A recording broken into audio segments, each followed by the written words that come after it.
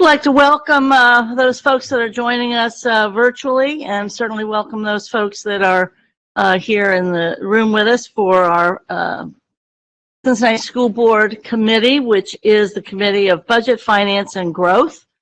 We meet monthly around this time and are excited to be in the midst of the budget process. So you can imagine everybody's been working hard and speaking a lot. And trying to do what we can possibly do. My name is Eve Bolton. I'm the chair of the committee, and we're going to go around the room. And when we go around the room, we'll start with Rob, but Rob will also tell us how you can participate if you choose to virtually. Rob? Rob Wilson, technician. If you'd like to participate in today's meeting, please click the hand icon on the bottom corner of your screen. We will ask you your association to the district. Respond back, and then you can speak during the speaking of the public session for 3 minutes at the end of the meeting. And Phyllis Davis, Board's Administrative Assistant. Good morning, Lauren Roberts, Chief Audit Executive. Julie Sellers, Cincinnati Federation of Teachers. Jennifer Wagner, Treasurer and Chief Financial Officer. Noreen Moffitt, CPS Board Member. Brandon Craig, CPS Board Member. Joseph Porter, CPS Accounting Operations Manager. Kevin Ashley, Director of Financial Reporting and Transparency. It's a tongue twister. Taya Grunwandai, Manager of State and Federal Grants. Cody Hutchins, Contract Analyst. Michael Gustin, Director of Business Technology. Emily Bell, ASME Local 232. Thank you all for introducing yourselves, and particularly not to play favorites, but we are very pleased to have both our presidents from both ASME and also CFT here with us today. And that's another way you can tell it's budget time, I think, although they are very diligent throughout the year with us, helping us. We'll get really started, and I would like the treasurer to introduce the folks that are from her staff and department as they go through. And we'll start with the financial reports. Good morning. So today we have Kevin Ashley, as we do every month, presenting the general fund information. So about it. Okay. So Rob, if you can pull up that PowerPoint. So we do have one big thing, and we kind of lead with that. The timing of property tax advances, we talk a lot about those coming from Hamilton County, and it appears they've changed their process a little bit, and so they've delayed us getting follow-up advances. We got an initial one in January, but we didn't get one in February. So now they're already into getting ready to do the February settlement, the end of March. And so they're going to send us the net settlement in the next few weeks. And I look back at last year's first half, and I mean, we're expected to get about at least $70 million in this next round when we get the net settlement. But you're going to see that the cash balances compared to last year actually went down quite a bit, and it's because of the timing. At this point last year, we had received all the advances that we were eligible for, and this year there was that delay. So I kind of talk about that in the slide, but we'll just go to the graphs. Again, this is the fund balance.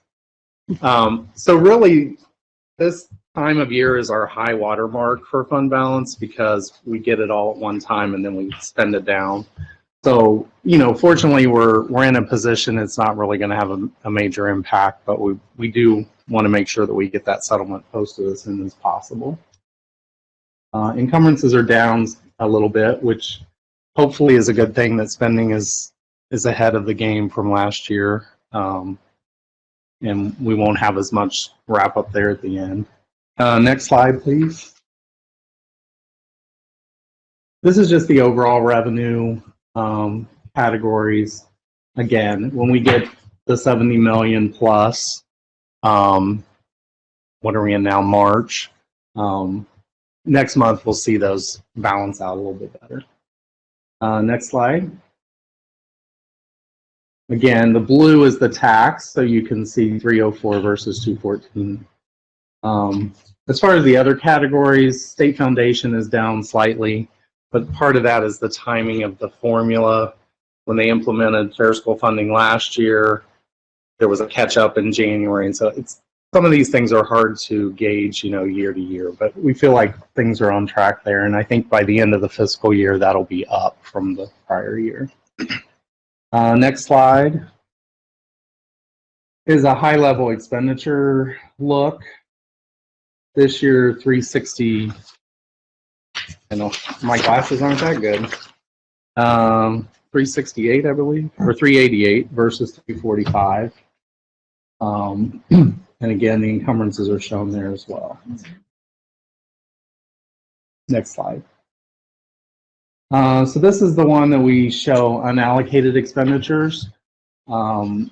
Just kind of a pie chart of the working budget being $643 million. We've spent that 388. The green represents the remaining budget for salary and benefits. The 36 is what's encumbered, and then the yellow slice is the unencumbered remaining balance. So for comparison, this year it's at 5%. The box at the bottom last year was at 6.8%. So a little bit ahead of that, tracking ahead of that as well. Kevin, could you go through that pie chart again for us? Yeah. So the largest slice is just the actual expenditures year to date, fiscal year to date. The total pie represents the working budget, the 643. Okay. The dark blue. And the working budget is the current year budget, the 613 million plus prior year encumbrances that went unpaid and carried into this year. That becomes the working budget. Yeah. That's why it's Previous higher. dollars and versus the budget. Prior year encumbrances plus the budget that you adopted. Mm-hmm. Yeah, so the when we report out the actuals, it doesn't necessarily break them down against prior POs and current POs. So that's why we just, usually when we're using working budget, that's what we're doing. We're adding in those carryovers. And then the green, the 186, is just the original budgets for salaries and benefits versus what's been expended to date. And so that would be the remaining. We will likely underspend in those categories, which is historically due to unfilled positions and that kind of thing. But that is what's set up in the budget. Next slide. So I'll switch to preschool. This summary is how, we calculate the tuition assistance that ultimately gets moved to that cost center and charged against that cost center. The key thing I think that we've been talking about recently is the purple there in the middle, the 991 students. That was the number of students in preschool that received some sort of tuition assistance. CPS kids. And then prior year was 868, so that's showing you the growth there. And then the prior year, more in COVID time, was 605. At the very bottom, all CPS kids, regardless of tuition assistance or what other funding source, there were 2,060 at the end of February. And so that's up over the last 2 years as well. And that might actually be the highest we've ever had in preschool enrollment. All right, next slide.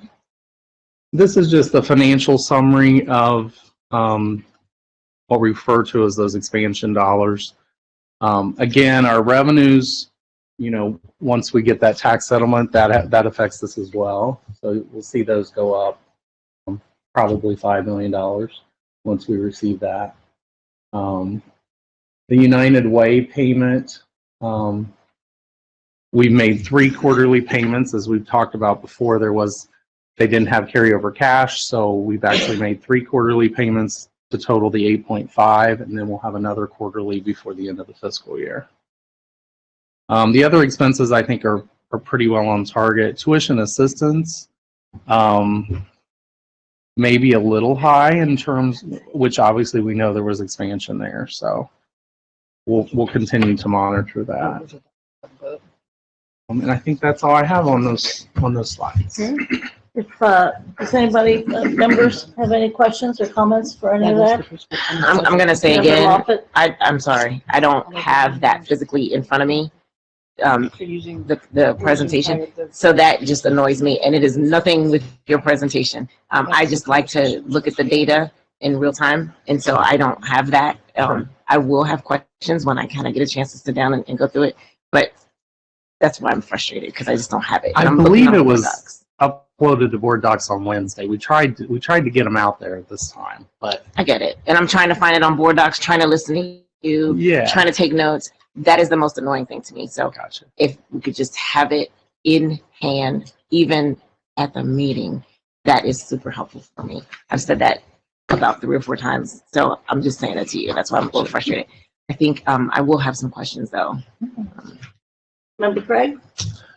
Yeah, so I actually do have a couple questions based on, and I know you mentioned that we are still waiting on the tax settlement to come through. Lovely, gotta love Hamilton County. But is there a difference in the amount also that's going to come through with this payment versus what we received in the past? no, actually, if anything, I think it's going to be up. I did look at, so last year we received 155 million. This is just general fund in the first half settlement, 155. The fall settlement is less. It's like 130. And I think that has to do with taxpayers paying the full year. So we'll go ahead and get that in this early settlement. And then sometimes delinquencies are higher, so we might collect more on that in the first half. So looking back the last 2 years, it was 155 and 151. So I would anticipate this settlement being in that range. Actually, I still think a little bit higher as well. Okay. I did reach out and ask them to provide an estimate, and I didn't get a response back. So we have a change in administration. Things are busy down there too. But the thing we talked about too, they changed their process. It used to be that we had to make requests very regularly to get all the advances, and then I guess during COVID they suspended doing that. We sent all the documentation for this half. I honestly thought that would cover us for the half, but in retrospect, they want multiple requests. So they require me to sign a letter asking for any tax advances every week throughout the year. That's the old practice, and we didn't know they returned back to that practice. There was no notification, and so we've already started taking steps to put that back into practice again. Yeah, I think, again, I think that represents the challenge that we have when it comes to our truly managing our budget even and being able to facilitate all the great work we want to do, is that if we're also having to figure out how you get the money from folks who owe us the money, and no one's telling you how to get the money, it becomes this, circular little circus there of big tent fun that no one wants to do. And so I think that's a reasonable challenge. I think the other question I have, and again goes a little bit into, as we look at closing out the year in that thought process of a working budget for as we go forward, I know the goal is always to expend as much, or to actually expend as much as possible, so you carry over as little as possible over to the next year's budget. And does any of this stuff that's happening now, will that affect kind of how we close out the rest of the year? Or are there any anticipated problems with, like, for instance, how we are able to work with the Hamilton County, get our funds for taxes, or anything like that that might impede our ability to kind of complete our processes? No, now that we know that they've gone back to the regular practice, and they had change in staff, because when Dusty Rose retired, the lady who used to do that work with us was promoted, so there's a new person involved, and so that happens. I don't anticipate any other issues in that respect. Yeah. And in the next month, we'll get this final settlement. Like I said, we get the February settlement, the August settlement, so there won't be any delay between, starting July 1, we'll start getting advances again on the next half. And all that means is we ask them to give us whatever they collect on our behalf so that we get the interest and not them. Yeah. Otherwise, they'd only pay us at the end of each settlement period. And so we'd only get 2 payments a year. So I can certainly testify as a former county official. The change of administration is always difficult. Full staff changing. But it does lend us to talk to what we're going to be talking about in the second item, but we have to go back and work on these, finding out a little bit about grants. Plus on the preschool piece, we are going to be talking about the preschool agreement proposal too. So we'll be kind of doing a couple of things a couple of different times in the agenda. And we want to welcome our general counsel, Mr. Hoyne, who came in after introductions. But Mr. Hoyne, I understand you could move up here if you'd like. The superintendent is going to be virtual today, if you'd like. But I know sitting in a corner and able to do your work is also attractive. You can sit over here by me too, if you want. No, not right now.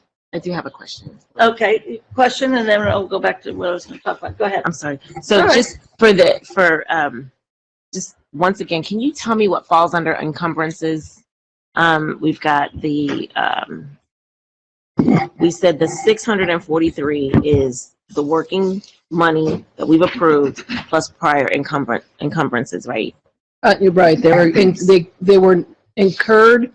They were encumbered last year, but not paid out by the time we close out the year. So the budget carries forward to cover those expenses. And what would an example of some of those be?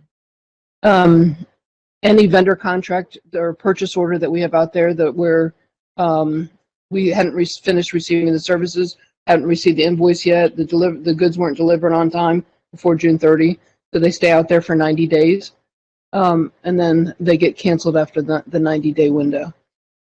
So that's a significant amount of money. So I'm just wondering, like, what are these vendors that are new? Are these like, did we order them typically late? I'm just wanting to understand the encumbrances piece. That's all. So we typically carried 12 to 14 million. COVID was a lot higher because there was a lot of so for example, transportation, they would do on July 1 a purchase order for the entire year, right? But then when COVID shut down, we never spent half the year's worth of transportation, so that ended up getting carried over and then canceled after the fact. We have to ensure that we're being invoiced and paid that out before we cancel the purchase order, or otherwise, if the invoice comes in a year later, which happens quite a bit, we don't have an open purchase order to cover that. It becomes a then and now. And we only pay for services after they're inquired, right? With one exception. We have an agreement with the ABC where we prepay in July. For the year? Well, no, it's partially. It's a partial payment, but all other contracts are after the services are received and verified that they've been received. I just wanted to say anything that's in that encumbrance total is tied directly to a vendor, a purchase order, a service that is planned. So like when we're talking about this unallocated budget, that would not carry over. Okay. That was going to be my question. My next inquiry too was the unallocated budget, but that's, go ahead. So go ahead, you finish up. So what would fall underneath the unallocated budget? So that would be against the current year budget of things, so where the department had budget available to make encumbrances, to make purchases, and at this point they have not encumbered those funds. And that's why that keeps going down, because they continue to encumber. And as we get near the end of the year, either they will encumber them or they'll choose to return that.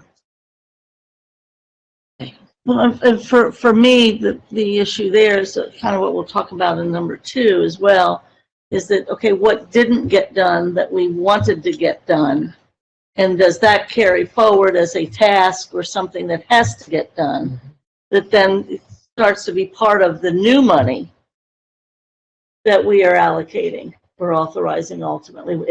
So we're going to talk about it at the next. We will talk about that, but that's why number 2 is there. But I would like to go to grants right now if we could, and then also I have a couple of questions about preschool financially as it was presented. Thank you for answering my questions. Appreciate it. Good morning, Taya Grunwald, manager of the state and federal grants, and I have the monthly grant spreadsheet So this is a spreadsheet that represents the year-to-date spend for each of the individual state and federal grants. There are 3 sections to the spreadsheet. In this first section here, this is a representation of all of these state and public state and federal grants that we receive. And we have a total of 32 grants with a value of $75.4 million. And then on the second page, it's the individual listing. Can we go to the second page, please? So the 2 sections here are ESSER, and they're highlighted in gray. So the gray section highlights the ESSER grants, and we have a total of 7 grants. And at this time, there's $194 million available in our ESSER funding. And the last section represents our public grants, and there are a total of 7 non-public, I'm sorry, I said public. There are a total of 7 non-public grants, and they are valued at $17.3 million. And then if we could go to the graph for the state and federal grants. And so this graph, it shows the average year-to-date spend by month, and it is over a 3-year period. The green represents fiscal year 21. I'm sorry, gray represents fiscal year 21. Green represents fiscal year 22. And then the blue represents the current year, fiscal year 23. So our goal for February was a 45% spend, and we are under that. So we're at 27% spend for February. And some of that is attributed to carryover. We received $19 million in carryover in January, and then we received an additional $1.8 million in the school safety grants in February. And then in addition to that, we've had a change in staff, so onboarding of new staff. So those things are contributing to the decrease that you see in the percent spend for fiscal year 23. And then the ESSER graph. And then this is a graph of the ESSER funds. So the blue graphs represent the 4-year period. So from fiscal year 21 through fiscal year 24. The taller blue graph represents the total budget of $325 million. The lighter blue graph is what of the 325 we have spent $196 million. And then the gray graphs or bars represents fiscal year 23. So for fiscal year 23, we have $194 million available in ESSER funding, and of that 194, $65 million of that has been spent. Those are the state and federal grants. Any questions? Members? Greg? Yeah, so one question, and Rob, you can go back to the state and federal grants thing. You mentioned that we had some carryover, which brought those percentages down in addition to new staff coming in. And so it's, again, the process of getting folks acclimated to doing the work. Just making sure it's clear for others to also understand, the carryover means that we have more federal and state grant funds, even if we're spending at the same level we were already spending, right? Yes, that's so then the percentage would be less because there's more funds that we still have to expend through. That's absolutely correct. So if I might, how does that impact on any planning regarding expenditures coming up or previously needed? So once we receive the carryover allocations, because it's on a 15-month cycle, right? 15. Yeah, it's been. So they determine, there's rules about how much you're allowed to carry over your unspent funds. Not every grant does allow it, but once we receive that allocation, we communicate with the superintendent and her team on this is how much is carried over. We need to put a spending plan together because you're supposed to spend it by June, but we only got notified in January, so it doesn't give us a whole lot of time. And so she's working through it with her team on those spending plans. Did I answer your question? Yeah, so does that become part of the fiscal year 24, or did it have to be spent in fiscal 23? Carryover would be 23. Okay, so that's gone to us, but now we would have only the grants that are able to be spent in '24. Right? Well, those are forecasted, projected numbers for '24, yes. And what are we kind of thinking? Grant-wise, how do you determine, or how do you make that guess? As you Next project- year's value, are you Mhm. saying? Yeah. You want to answer that? So yes, so it depends on the grants. So for some grants, we use a 3-year average, and for some grants, if they're holding steady, we use maybe a 10% reduction to project for the next fiscal year. So anticipating we'll have less is the safer, more reasonable bet. Right, and then in late June, early July, when we get the actual allocations, we'll revise the budgets then. And then that could possibly still be available or not available. We just don't want to be in the danger where we over budget and then suddenly we have to start cutting things that Right. we've already committed to. Makes sense. Yep. It serves your purposes properly to be more conservative and history settled, so to speak. Any members, any questions about the grants? Right. I have a quick question about the preschool, if I could, financially. Preschool expenditures, we know the 48, we know the 15 million, we know it's been expanding. We're thrilled with the numbers at CPS. Where we are with Preschool Promise and the private providers, what's been their trend, if you will, and they're going to be appearing next month, so we don't want to steal their thunder. But over the last 3 years, have they been getting more money over the last 3 years? We know there was a COVID down year, I'm assuming. As we look to this next budget year, are we anticipating that did they have a growth in expenditures, or have they had a decrease in expenditures? Their draft budget that I saw before their board saw it, we reviewed it in the last finance committee. Their finance committee is lower than this year's budget. That was the first draft of their budget. So their budget for next year is lower than it was for this year. Correct. But you're right, in the last 3 years, their budget asks have increased. Next year's, they're anticipating it to go down. I think it was about $1 million. Any questions? Preschool? And Go just ahead. to follow that, Sure. when their board sees the first draft, they will then come and share that with us. They just don't want to get out in front of their board. Right.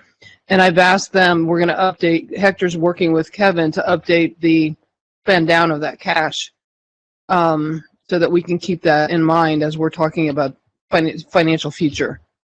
Right, because at some point we're going to spend the savings from the early years of the levy. Both. Because if you remember the graph, the combined budget this year was $19 million. We're only taking in $15 million a year. And, the first year, the first half a year, neither one of us spent any of it. So there was $7 million that was intended to hit the back end of the levy so that they could have a school year's worth of funding. But at the rate we're going, we're going to chew through faster than originally anticipated. Which goes to the brief discussion we had last month Yes. regarding the renewal, or is there an expansion? Go ahead, Greg. So one of the things also with Preschool Promise, and as we think about this from the budget from their end as well, is we're also thinking about this as the expansion of their opportunities to students to come in for tuition, right? Like, it's a large part of what we are, even our numbers of our students has grown to levels at which is probably, I think you said during the presentation, is probably the largest we've been at. Is there an idea that this lowered budget would also be reflecting a more useful use of the expenses, or just an anticipation that there would not be same need for tuition assistance and other expenditures? And I don't know if that's something they're going to talk to us about. I think I'll let them speak for themselves, yes. Go ahead. We have seen an increase in our, have they seen someone, no, they were going to.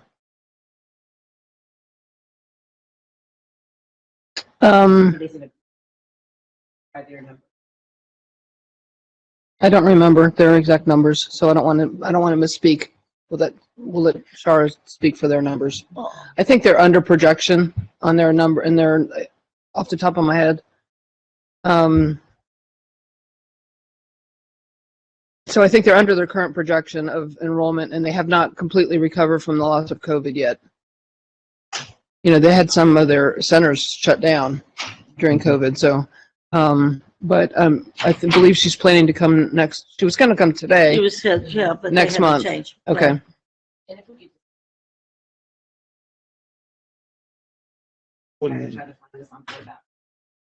Right, we're obviously having trouble on board docs, yeah. It's going into a loop. Board docs is crazy. That's Okay, well, we'll move on. Yes, sir. Just and then like, one last question around the preschool promise angle though, and I know we've seen an increase in our students who have come up. And is there any thought about with regard to what long term we're looking at for the growth within CPS students? I think I would defer to the superintendent and Ms. Brooks to talk about our expansion plan. My understanding secondhand is that they're anticipating continued growth and needing much more, not much more, but significantly more space in particular areas. But I was just thinking about it from the budget end. Are we projecting, are we preparing it from a budget end that we will have a growth, you know, continue to grow in the number of students? I'd have to get back to you on that, unless, Mike, can you bring up the student projections while we're talking?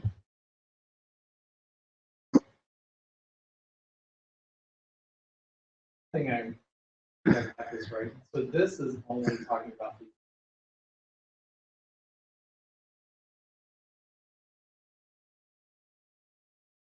And Head Start, and there's several funding sources. Yeah. And that's actually what I meant. Just the money that we're using that we're paying for our students at a preschool promise. Are we, you know, because we have other expenses that we have to use first. Supposed to be last dollar. Right. So, are we expecting our portion of the preschool promise dollars to kind of grow at the same level or the rate that we're kind of doing right now, or kind of stay level, the rate, or at least striving to?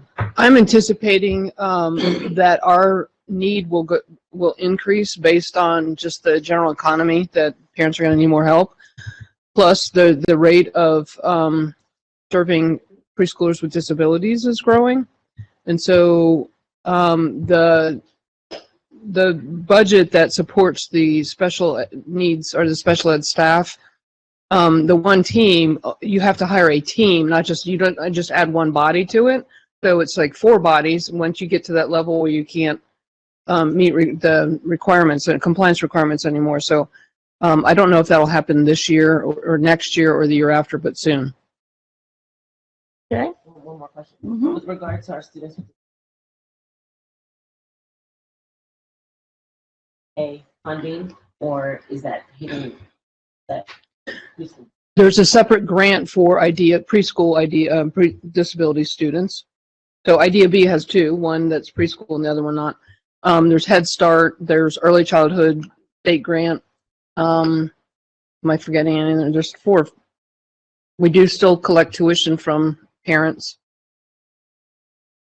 So there's 4 or 5 different funding sources to support preschool. To support preschool? Both. Okay. We have no more questions. You have other material on that number 1. Go ahead. Before you leave that topic, and it wasn't mentioned in the agenda, but Joseph here is to talk about the agreements that are going through Monday night for approval of the CRAs. That'd be great. Thank you. I know we have that sheet. Yes. And it's in the posted treasurer's report. Hi. Name's Joseph Porter, Accounting Operations Manager. And this month we have 3 new CRAs that are going through. I'm not sure if I'm new here. Should I read off names or level of detail? We can read, but tell us anything interesting about it that you'd Sure. like.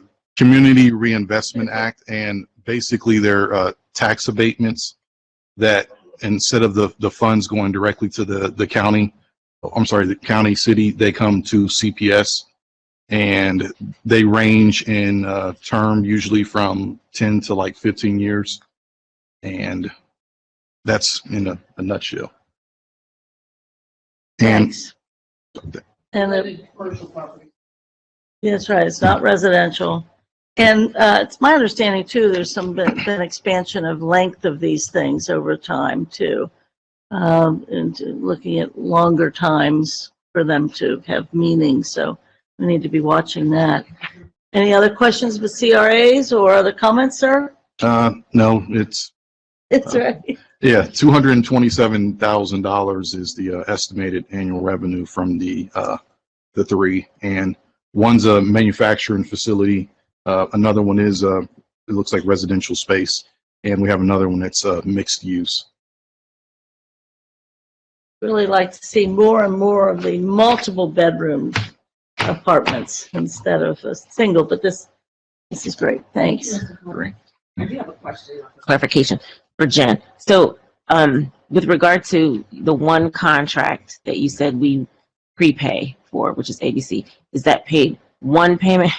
I got asked a point of clarification. Is it 3 times, multiple times a year that it's paid, or is it just one time? No, it's more than one, but I think it's 2. They get I think we payment in July, and then sometime near the mid-year is when we'll make another payment. Okay, I just got asked to clarify Yeah, that. that's it's an unusual Yeah. partnership with the district, so yeah. Okay, we're going to speedily move on to number 2. I'm going to tell everybody on number 3, if the board members have any additions to the work plan for the final copy of it. So that 3 is over, and let's go to 2. And Jen, I think that's you. Let the superintendent know we're getting close to the topic. So if you remember in Kevin's pie chart, it was $30 million that was unallocated. So, but to answer your question would take your question about what projects haven't been done and need to be done, and that would take a lot more conversation with the budget managers. So we can certainly have that conversation. The superintendent and I right now are going through the budget to actual spend and where are the areas of unspend and whether they need to be preserved or brought back to the cash balance. So given the agenda on here, I wasn't sure how much depth you wanted to go into and which funds you wanted to talk about, but Right. I think the interest that we have is to have a clearer understanding of what's going to be spent, of what was authorized to be spent, and for what projects or what other kinds of expenditures need to be made into this coming year, and to make sure that those would be spent. So that's the interest, rather than thinking something's been done that wasn't done, or knowing what has been done will help us, I think, make a little bit more specific decisions about what needs to yet be done in '24. okay, so let me repeat so I understand what I'm putting Sure. together. So budget to actual, from whenever we present the information, we'll give as up-to-date actual as I can, with a listing of what projects and what spending still needs to occur. Finish out the year. You got it. Okay. And if I get that as a finance chair, I'll think I've died and gone to heaven. You know, I've been happy all year long because of pooling being gone. Which other people are very unhappy and about. Feel free to throw whatever you want to throw, Yes, because so let that be it's known. the only way we can do our job. But anyway, no, that'd be great, Jen. Okay, so my next question is this an assignment for next finance committee, or is this something that you want brought to the board at a given I time? would say next finance committee, Okay. because the board may not be that particularly interested in those specifics.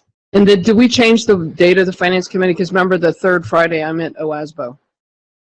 Do we We'll know? have to check with Phyllis. Okay, That would be great. Thank you. you're Jen. very welcome. Appreciate it. I wanted to get that, the public piece. My pleasure. And then also within that, the next item we have an update on the contract review, and if you'll go quickly through the kinds of numbers that we've been working from for the last, I think, 4 months at least, and then tell us where we are, as many board members are certainly getting a number of communications from any number of folks that indeed have had or want to have contracts with the board. So where are we on that contract review? And if you'll update the public as to what we've been doing, that would be great. So there were 884 active contracts when we started this process that we went through. The budget manager made they went through and identified a key performance measure for success, and then shared that with their ELT member, their executive leadership team member, with a recommendation on what to do about whether to continue it or whether it was needed, or did they not perform as expected. So from that, we broke it up into the over 200,000s and the under 200,000s. The over 200,000s, there were 15 contracts that were still yet to be reviewed. I believe that work is done, and we are updating the analysis. So yesterday, Cody went in and added the supplier diversity codes that Board Member Moffitt had asked for. And so Then you have those. I don't have anything to share with you today because I didn't get to finish what I normally do. But of the under 200s, we determined we were eliminating 111 of them. And at the last finance committees, when we shared the reason codes and the supplier diversity codes in those pie charts. We've not shared specific individual line or contracts with the public or with the board because the vendors have not been notified yet. I think that process was getting ready to start when the board decided to pause the budget. And so the superintendent asked to pause that process as well, waiting for direction. And so no action's been taken on anything yet. Yeah, I remember briefly the discussion during the idea of the pause. I didn't think we had agreed to pause the contract, but I'm sure now that, or the contract notification, I can't remember if we did do that or not, but I think we had to do. I think we had to do that in order because it's such an integral part of. Some of the decisions are being made based on what we are setting as a budget. So, if we're notifying somebody that we're not going to use them based on the fact that one, we didn't meet measures, but also we don't have no funds to pay for that. Also, if we're going to reallocate funds towards something, I think it's only fair to not put them in that level of notice. Now, there may be some that we could have notified in that they just didn't do any participation in the process or did not go through, which I don't know that necessarily that would have been paused, but others that fully participated in and we're waiting. and I do think this pause has been useful. So that makes sense as you're mentioning. Will the board be aware or the finance committee be aware of what those cut contracts are prior to vendors being notified? Not that I'm suggesting we have to be or should be or don't want to be, but I just in preparation, I know we have steps that we follow, and I don't know that we've done quite this before. So what is your plan? I'm looking at my favorite attorney in the whole world to keep me out of trouble. So, No, babe, sorry. Nope. No, you might be free. The president of the board is an attorney. I like you guys. Then we have Stephanie. So you might be 4. The question is whether the board will be notified about contracts that could be canceled. Mm-hmm. I think if they're, the board certainly could be. There are dozens, if not scores, hundreds of contracts that the district has, some of which I think draw great attention from the board. I don't think there's any intent to cancel contracts that the board has been interested in the past without notification of the board, but whether we switch, school supply vendors on some of this stuff, I don't think there's ever been a practice where we've brought to the board every contract that we've had an interest in No, canceling. there's never been a practice of presenting all. Yeah. But in a public process, it might make sense as for us to be aware and not necessarily to countermand or to whatever, but to be informed or try to understand the reasoning by the administration. And you've been throughout this presenting what the standards have been, what the conditions have been, what you're measuring it against.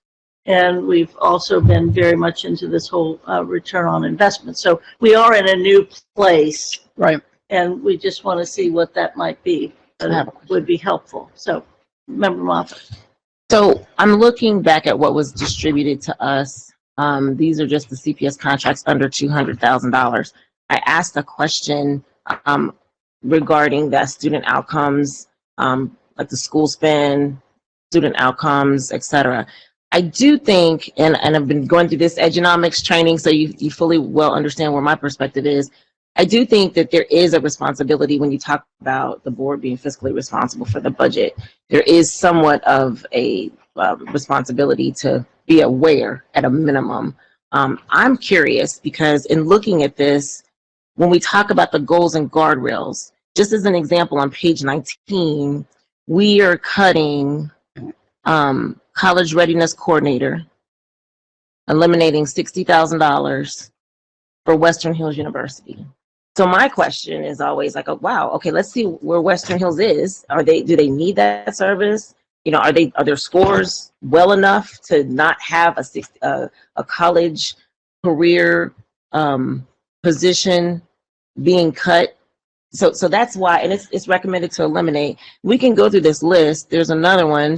Okay, to purchase heart rate monitors, eliminate $56,000.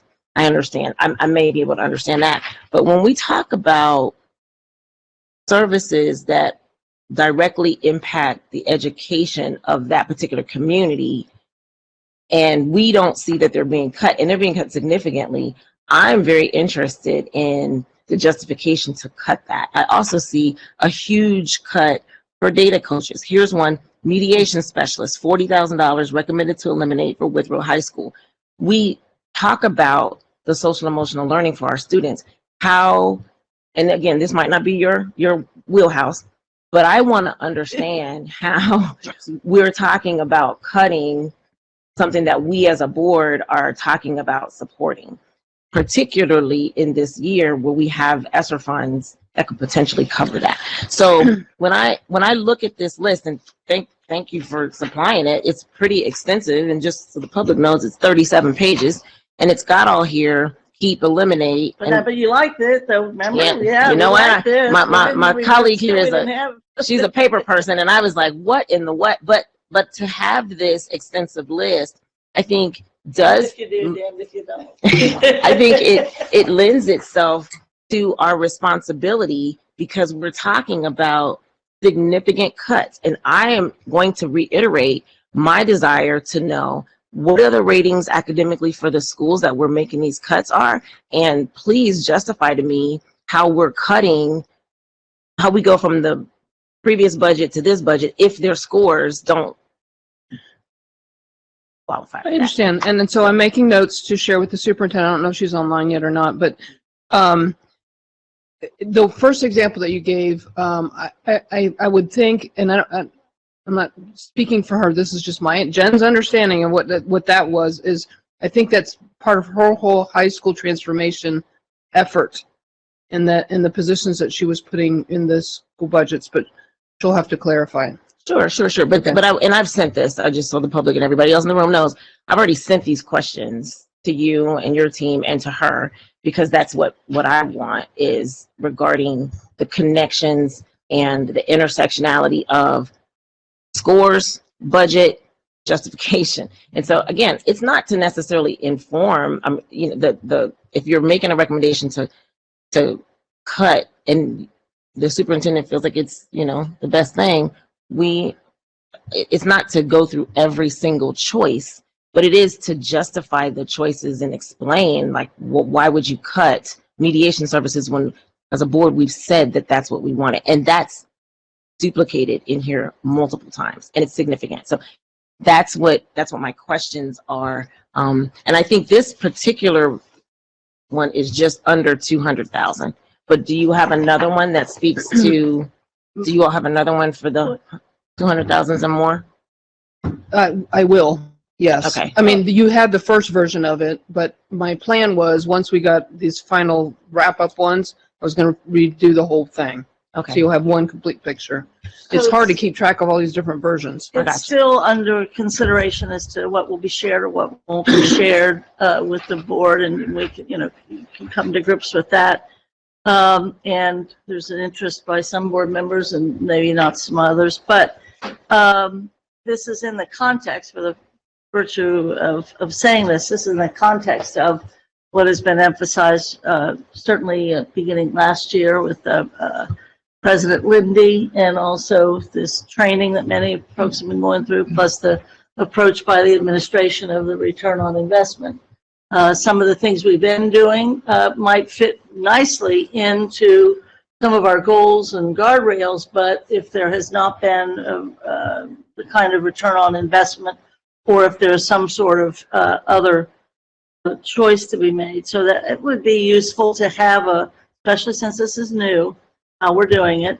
I know Audit Committee was very concerned that they only found that many to cut, if I recall, 3 months ago. Yep. Correct, Internal Auditor Chief, or whatever. I just call you Chief. At any rate, so it's the demands which you face in multiple committees. Right. So, Mr. Craig. Yeah, and just want to also reiterate, as Chair Bolton has been stating here, this has been a complete transformation in some ways of how we've dealt with contracts in the past. And I think that is going to take a lot of time to really get people acclimated to understanding what the rationales and how to do things going forward. Because the reality is that as we went through in the committee, specifically, they were like, you have how many contracts? And you only found this amount. Right. Recognizes that where other places, where some folks may live in other spaces, they don't have 70 contracts to do one thing, whereas we as a district might. And that may not always be the best way to do it. It may not always, but it may sometimes be the necessary way to do it. And that's the thing that I think, as you're going through and as you're providing the explanation of all that we are reviewing and all that we did review, it's not something we started yesterday. It's not something we started last month. It's not something we started last 6 months. It's something that you all have been doing for the last 12 plus months to really change how we as a district operated in some of those spaces, to provide more resources in some cases and better resources in others, but also to keep resources. So I really appreciate the fact that you're giving us this level of clarity as to what all is put into that process and how you all have done this review, because that is something that I think does, and as our historian might know more than I, is a significant change in some ways of how we've dealt with some of our outside vendors. I would also say that this particular effort does predate the current superintendent. Right. This began long before this. I won't say long before, but certainly a year and a half even before her arrival. But there's been a nice meshing of this idea of return on investment and seeing what we need with. Plus the constant battle of decentralization versus centralization, and it plays out very much so in the contract effort.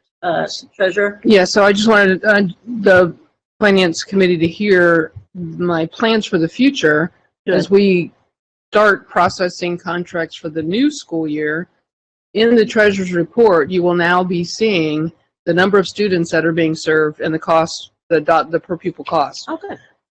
As well as the measure that is going to be taking place. So instead of it being at the back end, it'll be at the front end. So we'll know, we're going to hire this vendor to do this work for this many students, for this per pupil cost, and this is how we're going to measure their performance. So that way the decision at the back end becomes so much easier. Mm-hmm. Okay. So it's just taking a while to get this ship headed in that direction, get the data collected. Cody and Mike have been working really hard to get Business Plus prepared for that information so that we could track it, enter it, track it, and report on it. Okay. So, And I just want to say, Mama. Yes.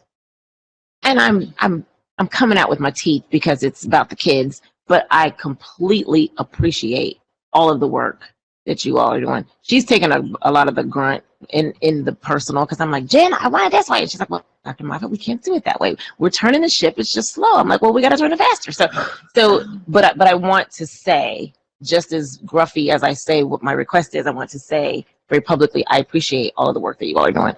it's not easy dealing with me, and it's not easy dealing with money and making cuts and justifying data. I completely get it, but I do appreciate all of the work that you all are doing, and thank you for sending that. Appreciate you. Is the superintendent yet on?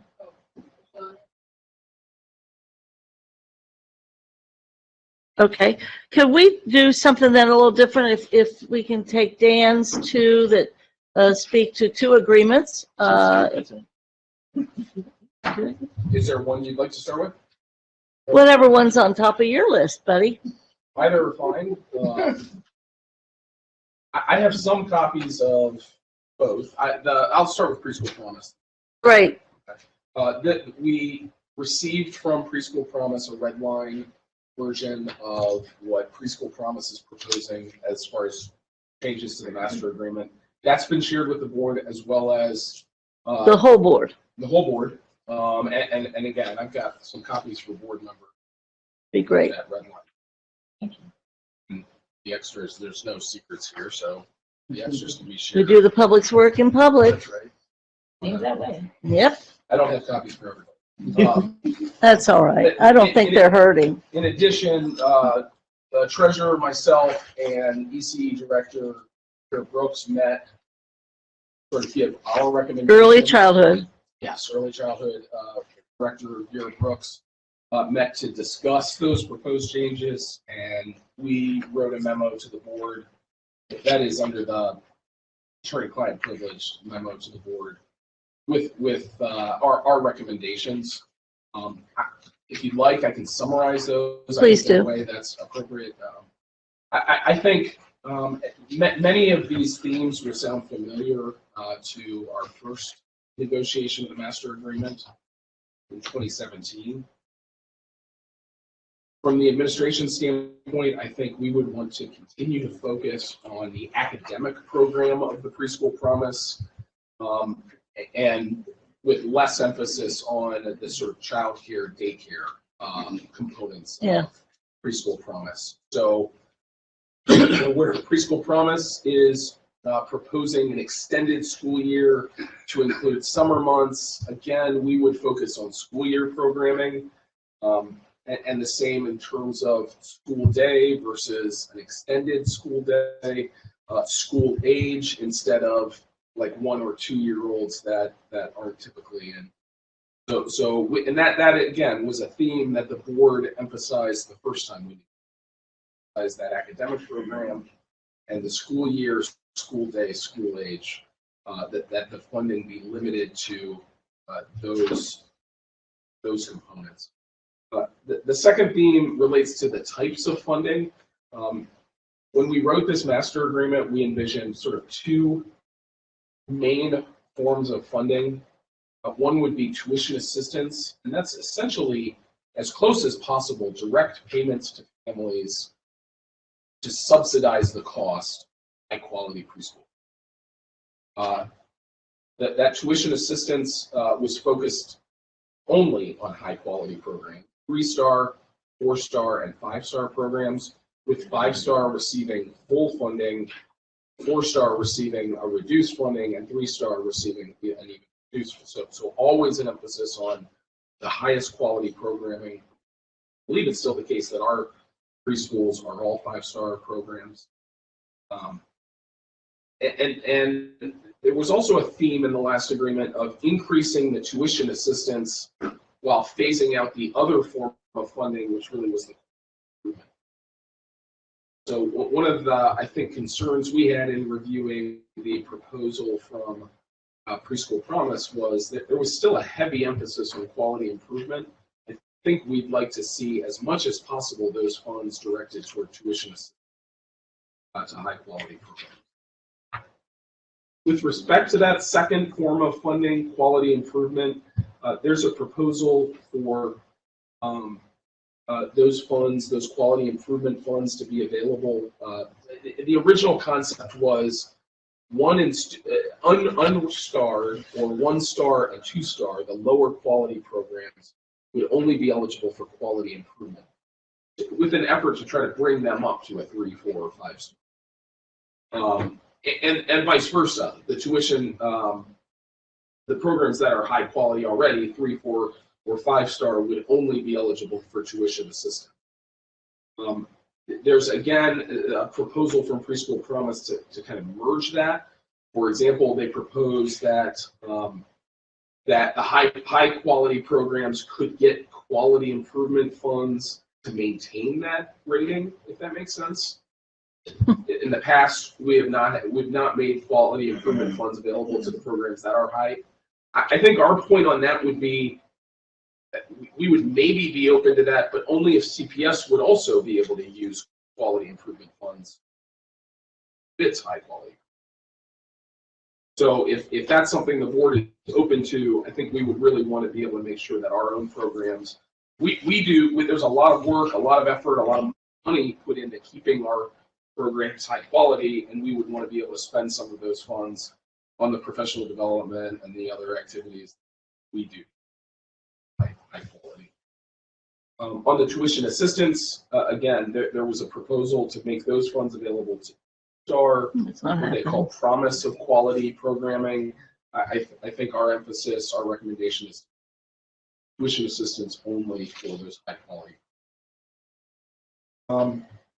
I guess a couple notes on the other forms of funding.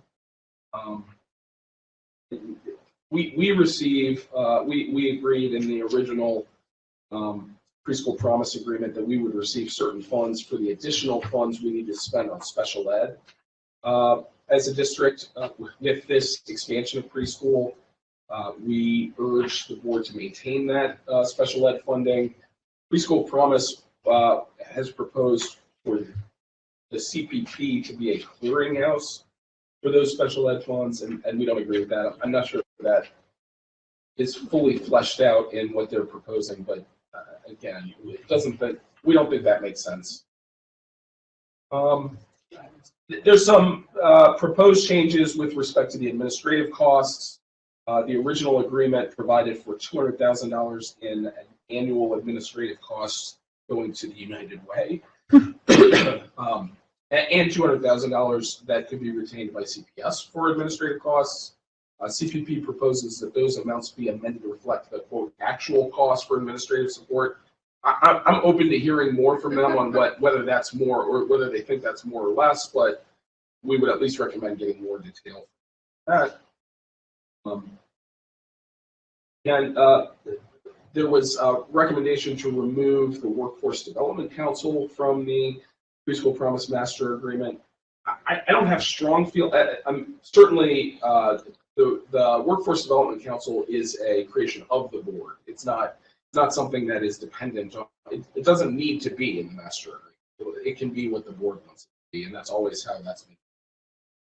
I didn't necessarily have strong feelings about keeping that in the master agreement.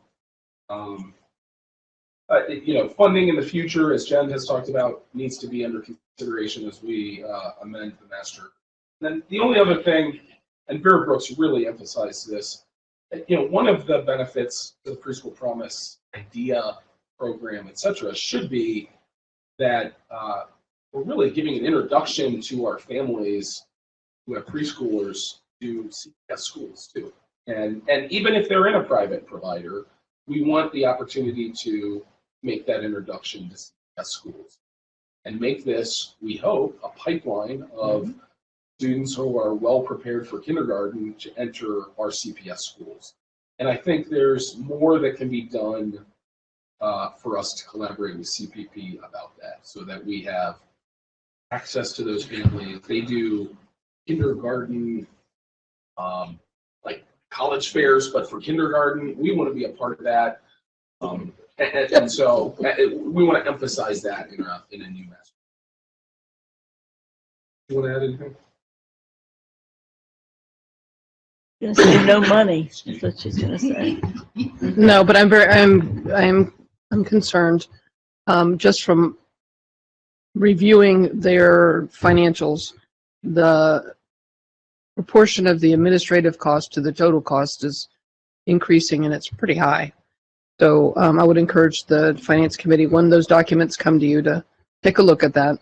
I am concerned about the stability or the expansion growing out of our funding ability and what to do about that. So we've talked about that before as well. And hopefully next month, when they bring their records, we'll have the forecast of that spend. I will say that I emphasized the last dollar in, and that they've done absolutely no fundraising, and so they're not honoring their commitment to last dollar in. And that I was very concerned about that. That was unfair to expect us to honor that part of the agreement and then them not doing it either. Excuse me. So I would emphasize working on that part of the agreement as well. Members, Craig, and then Benjamin Moffett. You know, I think, Dan, I appreciate you putting this together and providing us these kind of this update. You know, the two things that come to mind immediately for me is the first with regards to the tuition assistance versus the quality improvement. You know, I think that it's important to be able to maintain and to improve quality, and I think that's a great part of it. I also worry that we become, I want to be a better program, so I go and then I fulfill the responsibilities after I become better quality, right? And that part to me is a little bit of this worrisome thing of, or the only way I can stay quality is by having this additional fund. So I build that in as my budget, as my my business model is that's where we do. And I think that's a worry. I don't necessarily think that is necessarily going to be a high issue thing in the grand scheme of things, because I think at the end of the day, if these wonderful preschoolers become and grow into building up our coffers there, of great kids coming into our district, then that's sometimes the cost you pay. I don't know if that's necessarily been seen to that point now, to your last point, but I would be a little bit concerned about kind of the shift into that quality improvement. The other part is to what, Jen, what you were speaking to at the end there, which is that last money in issue, which is at the end of the day, none of these, like, we have so many other things because we as a district went out and have to make steps and have to live up to our end of the bargain on that.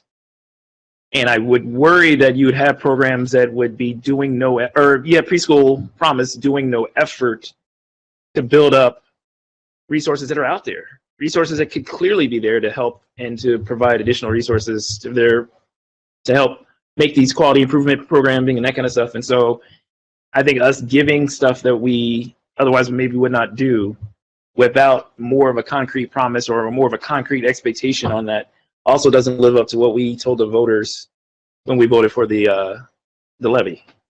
And so that's my concern with without that being a part of that negotiation. Thank you for the report. It's very, I hadn't really read it beforehand. If you submitted something, so I apologize. So thank you for the summation. I had forgotten about the last dollar in, so I do remember having conversations about that. And the admin cost has always kind of made me feel a little like, wow, that's a lot. So I'm with you when you said those are some things that we want to actually look at CPS's admin versus and their United Ways admin. But prior to getting on the board, I've always really, or prior to the pandemic, I've been concerned and listening to the community regarding preschool promise and the community's understanding or lack of understanding of how that relationship works. I'm very concerned that the message could be perceived that we're being the bad guys if we start pushing very hard. I'm not saying that we shouldn't. I'm saying what I would love to see is more work in tandem with them on areas that they need to improve upon. For instance, the last dollar in, like maybe we do some joint things. I don't know. And I don't even know if it's feasible, but I'm just saying that I think the community has a perception, and I did as well, that is not necessarily all of what I just heard regarding the stars, regarding the quality improvement. And I think that could potentially impact future levies, future understanding of the lack of understanding and clarity around the relationship. I also would like to say that I think because of the pandemic, this is an opportunity for us to really do some things differently than how it was done and set up initially. And I'm not saying we overhaul everything, but I am saying that we probably need to have a come to Jesus moment where we do rethink how CPS and CPP work together more effectively to the end of sustainability, to the end of increased growth. Those things are, I didn't understand or know, I didn't know with clarity, the 3 stars and the quality improvement, tuition assistance versus just quality improvement dollars. Like, I didn't quite understand that. And so, again, I think this is an opportunity for us to really work kind of hand in hand to help them move and to help us move as well, for the purpose of, in the future, being able to get community support and maintain community support. So that's kind of my 2 cents in it, but I'm looking forward to hearing from the CPP folks on their understanding and their proposal. I'm really interested in their numbers and what they're thinking and what their board is also thinking regarding what their plan is for sustainability and moving forward as well. Thank you. We'll take Jen, and then we'll do Julie pretty quickly, and then I'll make my comment. I just had a suggestion. I don't know if it belongs in a master agreement, so I'll just throw it out there and you all can decide. But it appears as though a stronger outline of your board representatives that are on the CPP board and how they solicit the interests of CPS's board on voting matters. My observation in the past has been that sometimes they appear to vote from their own interest and not necessarily from the board's, the elected CPS board's interest as a whole. And so I don't know if there's a way to formalize that communication process any better than it is. I'll just leave it at that. No, I think that's valid. Julie, was that?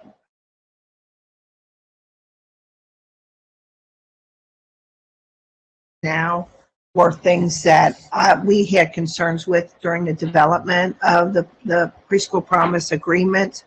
When we talk about them getting seats, how are we keeping track of the number of Head Start seats that come to regionally to this area? I know I used to always get the number of seats that came here, that all the seats went through Community Action Agency, and then from there they were distributed out to the community. And I don't think that I'm not sure how those seats are now being distributed. Like, we don't get our Head Start seats directly from the government. We get our Head Start seats from the Community Action Agency. And so, and then each person or each provider was getting different dollar amounts for those seats. And it was shocking, the differences that each group was getting per seat. And I don't know, at one time I used to get all of that documentation, and I have not received that recently. I think since Gwen probably retired. And so I think that's something we should be on top of. But how many of those Head Start seats are in the Preschool Promise providers? Because they may not be keeping track of it, and they may be getting more dollars per student than what we're getting per student. We were getting one of the lower amounts.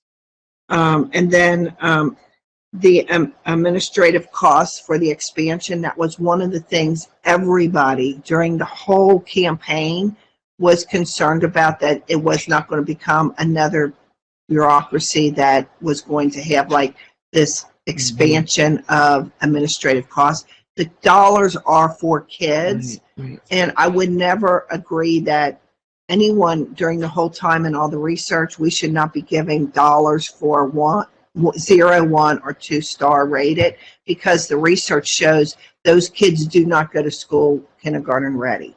And so I don't know how we are even monitoring that, but all of that was supposed to be monitored during the workforce development. I know the workforce development was kind of taken out, but because I don't think that the business community liked it in there, but we were just trying to help develop so that they have enough workers. I said, so when they said they wanted to disband it, I said to the preschool promise, so you have all the workers you need? And they said, oh, no, not at all. But so why are you cutting something when you don't have the workers you need? That's part of their problem.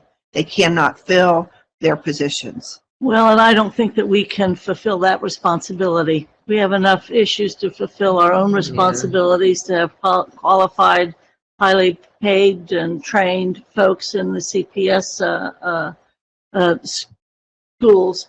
I take a picture. I believe that what has been presented, I believe in what's been presented 100%, 110%. Because take a picture. I'm in agreement with the administration. 110% doesn't happen often. No. That's right. Mark the date and the time, 100%. please. Because I was there when written. It was a bloody mess. Julie was there. I'm going to tell you, this is one of the crowning achievements of reform in education that was created. Nobody else wanted to be the taxing agent for this but us. The city said no, the county said no, and everybody looked at us and we did it. And I will never forget Mary Ronan saying in the midst of a very hot meeting, this is our money.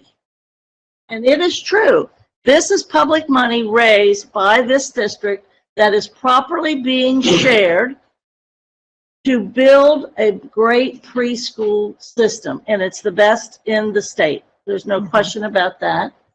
But on this, there are a couple things. I do think the Workforce Development Council should just be eliminated from the master agreement, and if it's something we want to work on, because it reports directly to the board, us. So I'd say that's something we could do ourselves. I also am very concerned about the state now saying quality doesn't matter, and they've passed laws saying quality doesn't matter in their infinite wisdom.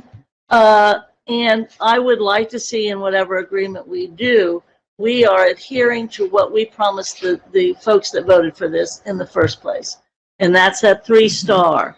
That's the last dollar in. And the purpose is to have this alliance and agreement. I think Member Moffitt is right that often, especially in the first several years, we were always being portrayed as the big bad CPS. And that's less happening now.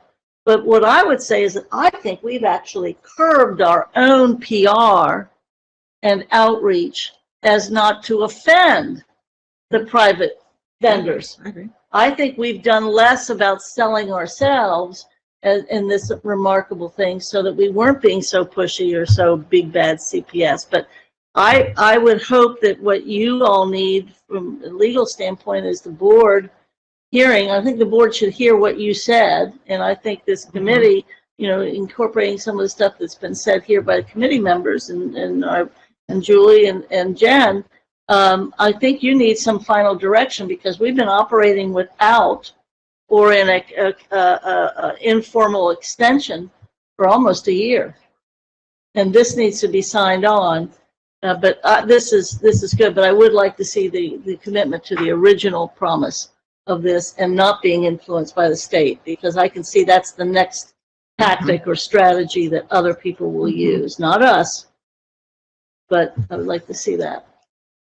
That bloody meeting was in this room. I think it was in one. I think it was in 1A.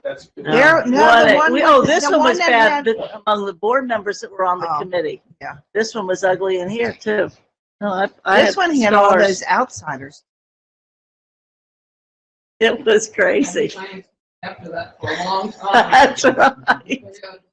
Very ugly, but a great thing has been accomplished, and we want to keep it. The little people are so adorable, and I'd like to have them around. And actually, besides our international folks, refugees or immigrants, this is where the greatest growth has occurred in this district too. And hopefully we begin to see the results of having these kids be with Can us. I say one more comment? One more. Just real quick. Can you monitor and get the numbers for how many of the preschool promise students who are getting the dollars through CPS are actually enrolling in CPS? Because I've heard very few. Most of them, they're sending them to voucher schools and charter schools, I think. They're getting direct recruitment. And I'm sorry, it's our dollars and we should be getting those kids. Yeah, it's Especially now issue. it's different because those pass-through dollars aren't there. Right. So yeah, that should be we can look, we give that kind of, we don't do assignments as such, but are you able to, you or Jen, to make that request to find out? I don't think we'll get it, but. Yes. I want oomph too. 100% oomph. Yeah, that's one of those words that sounds like what it really is too. Oh my goodness. You got it. That's the word. Even that sounds like what it is. That's funny. Yeah, I've been very constrained Thank this you. first hour, so I'll settle down again, Mr. Craig. Mr. Craig's in charge. Well, forget that. This is constrained. Listen, I've been very good. We have company. Everybody's new. I have. I've been good. Well, here we go. Well, Sorta. Stop on that one. Yeah. Oh, my here we goodness. are. But make sure that people know really isn't a contract, right? Sorta? Yeah. It's a contract. You used to say it wasn't a contract.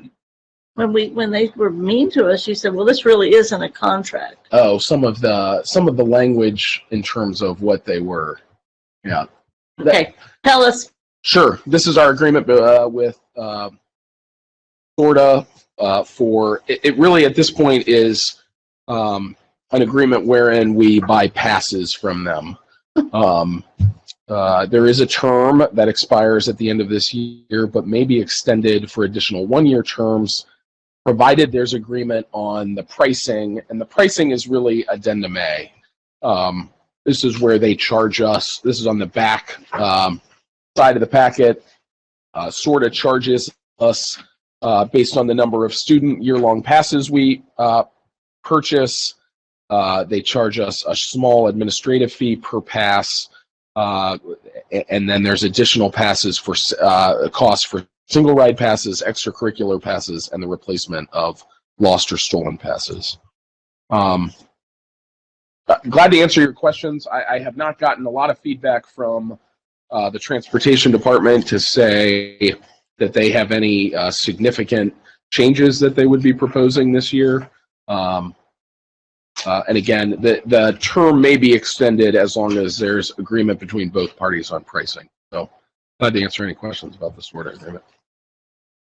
I would like members to review this, and I would also, is it possible to share this agreement with the full board so that they also can either get back to finance, I prefer that, with any suggestions or concerns. I certainly wouldn't want any more than a year. I also, of course, continue to be disappointed with the lack of appropriate technology that exists in our metro buses, that we are unable to actually be able to more monitor the ridership, unique or otherwise, and of our students. And I think, too, another matter for me is I'll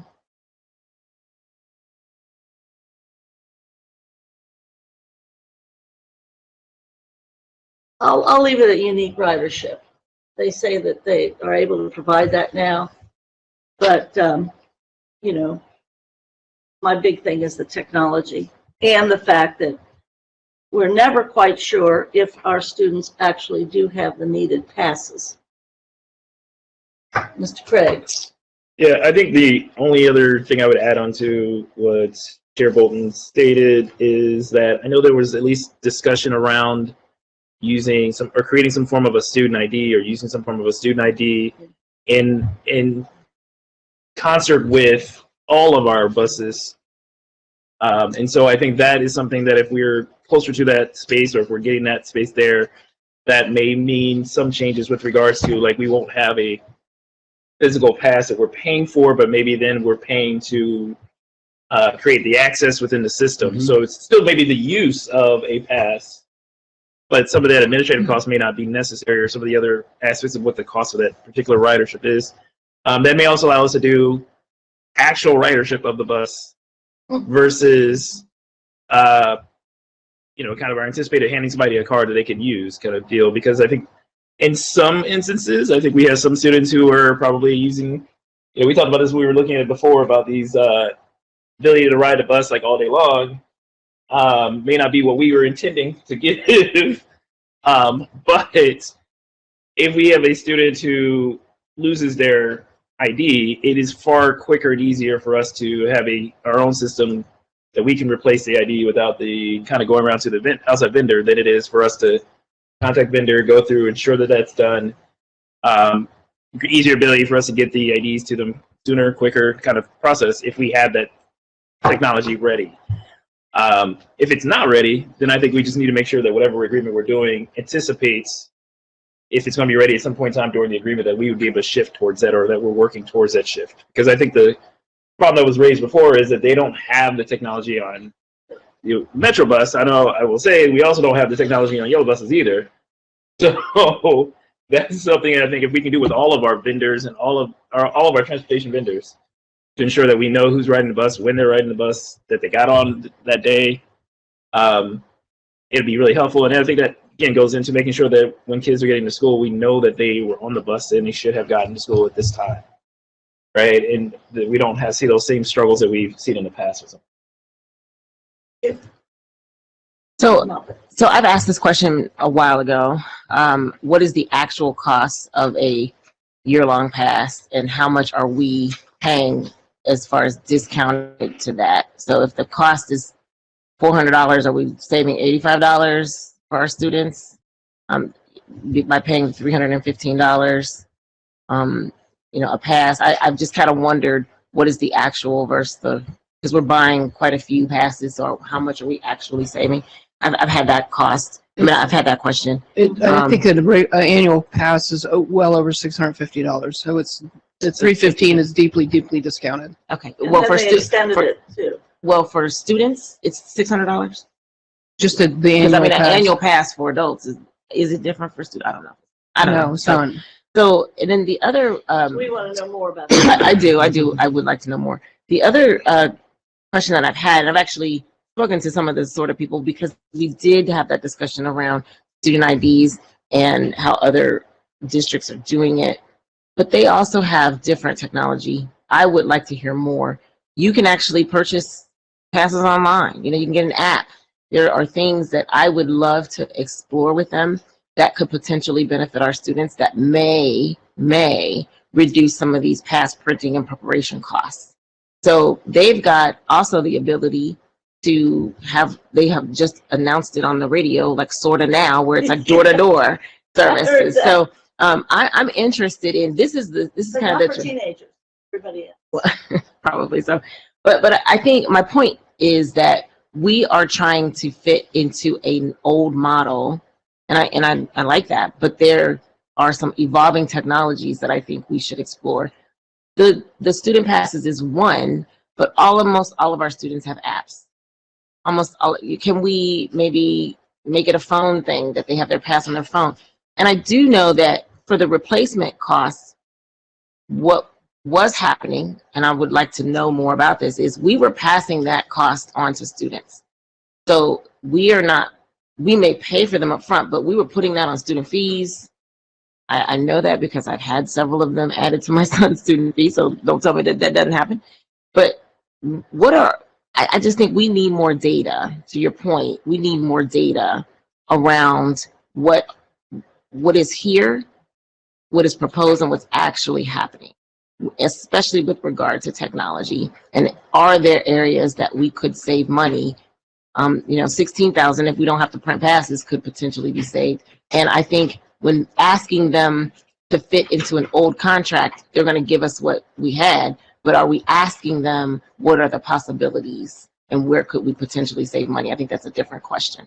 So again, I'm very interested in data. I'm very interested in what's actually happening versus what is being proposed to happen. Because I know that students are having fees, they're having to pay money. We actually, I think one of your town halls with the students, if they didn't have the $10 to pay for the pass, to prepay for the pass, they weren't able to ride the bus. So that's not a cost that, we're putting up, but it's written here like it is. So again, I think there's some theory and application going on that I think we need to explore with regard to data. Yes.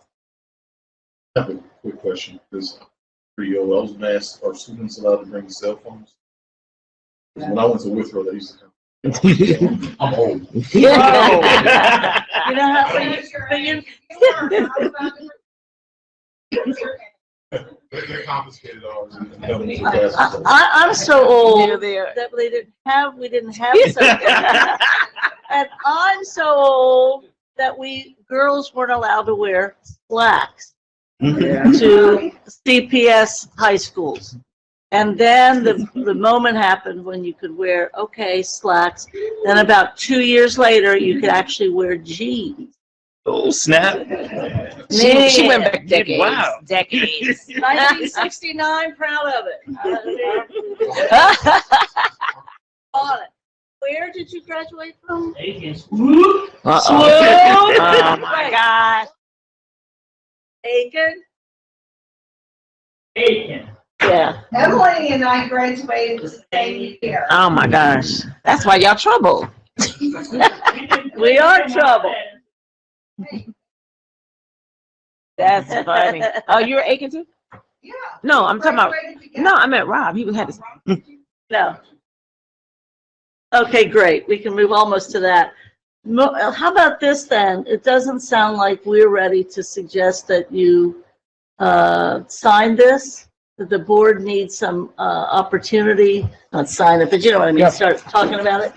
Seems like the board would need some time to know some of this. So what is our thoughts regarding transportation and the agreement? You said it Want was. to bring back to finance again with our interests and concerns? Can you send to the full board? Already sent to Pat and Phyllis. Okay, to distribute, and we'll get their input. That would be great. All right, let me look at this agenda. We're doing pretty well. We've got our superintendent virtually with us. We've gone through, help me out, everybody. We did the preschool, and we've just done the SORTA piece. I was happy to see that the superintendent did have in her update a reference regarding the vans. I have an update, but Please do. if it would be okay, superintendent has a limited amount of time, so would you mind if we went to the budget thing? Yeah, let's Okay. do that. Does she have anything she wants to say to us, or does she want to hear our discussion? I don't know. Okay. Well, we've, in the midst of the budget process, the tradition for and the practice for the district, for the public to know, is to basically start with school budgets, largely because we're looking at enrollment and making those projections, and then using the formula to begin to understand what would be within the school budgets. A lot of work was done, and a preliminary kind of documents and ending points was began to go through some appeals, and then we had members of our leadership of a couple of our unions express some concerns. So at the suggestion of CFT President Sellers, and with the board and the administration agreeing and acquiescing to that, we're in a pause that's supposed to last to treasurer to March 31st or something like that. So we're on pause. On Wednesday, this week, superintendent wanted to present some additional information about budget, and she was kind of we said well, it might be better to wait until Monday for a fuller presentation. I know the board has received a 30-slide presentation for Monday that we've had an opportunity to begin to look at. Do we have a sense of any questions that members want to ask or comments regarding the pause and moving forward, because after this pause, we have to figure out the school situation, school phase of it, but then also have to start the central office phase. Member Craig, do you have anything you'd like to say? Okay, Member Moffitt. I do have a question. Per our policy for LSDMCs, I do know that we've been contacted by, some of us have been contacted by LSDMC chairs. And per the policy, the LSDMCs are supposed to look at the budgets and approve those.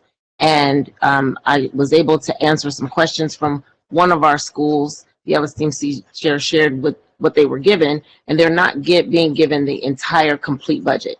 They've been given the ILT portion of the budget, but not the entire budget with regard to staffing, you know, all of that. And so I just want to clarify, because I told that particular chair that I would be coming back to this meeting, that is that per our policy that the LSDMCs are to approve the entire budget, or is it supposed to just be a portion of the budget? Entire budget. Okay, so my question is, have all LSDMC chairs been given the entire budget and not just the ILT portion of it? And can we have them go back and ensure that they are signing off on the entire budget? So the way I would break that down is that there is policy and then there is practice. And as we recognized in the district, we have a very decentralized district.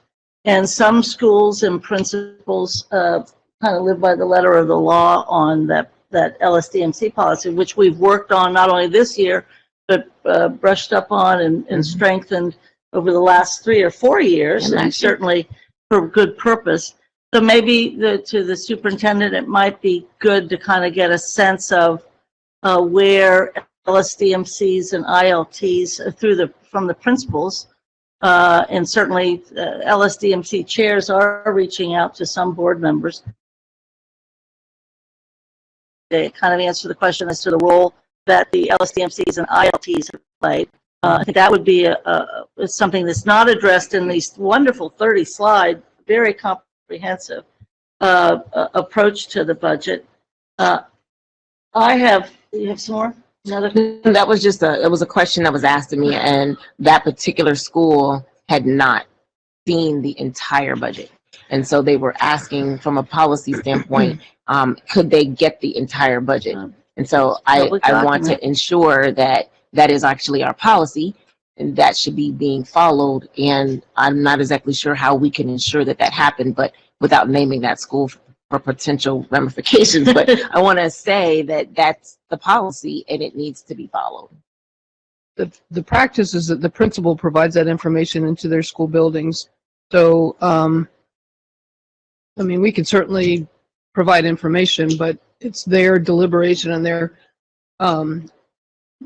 decision making that needs the ILTs that needs to be approved by the LSD. So we wouldn't necessarily see that. We don't necessarily see their recommendation until the LSDMC sends it back to us, or until the principal sends it back to us after the LSDMC has approved.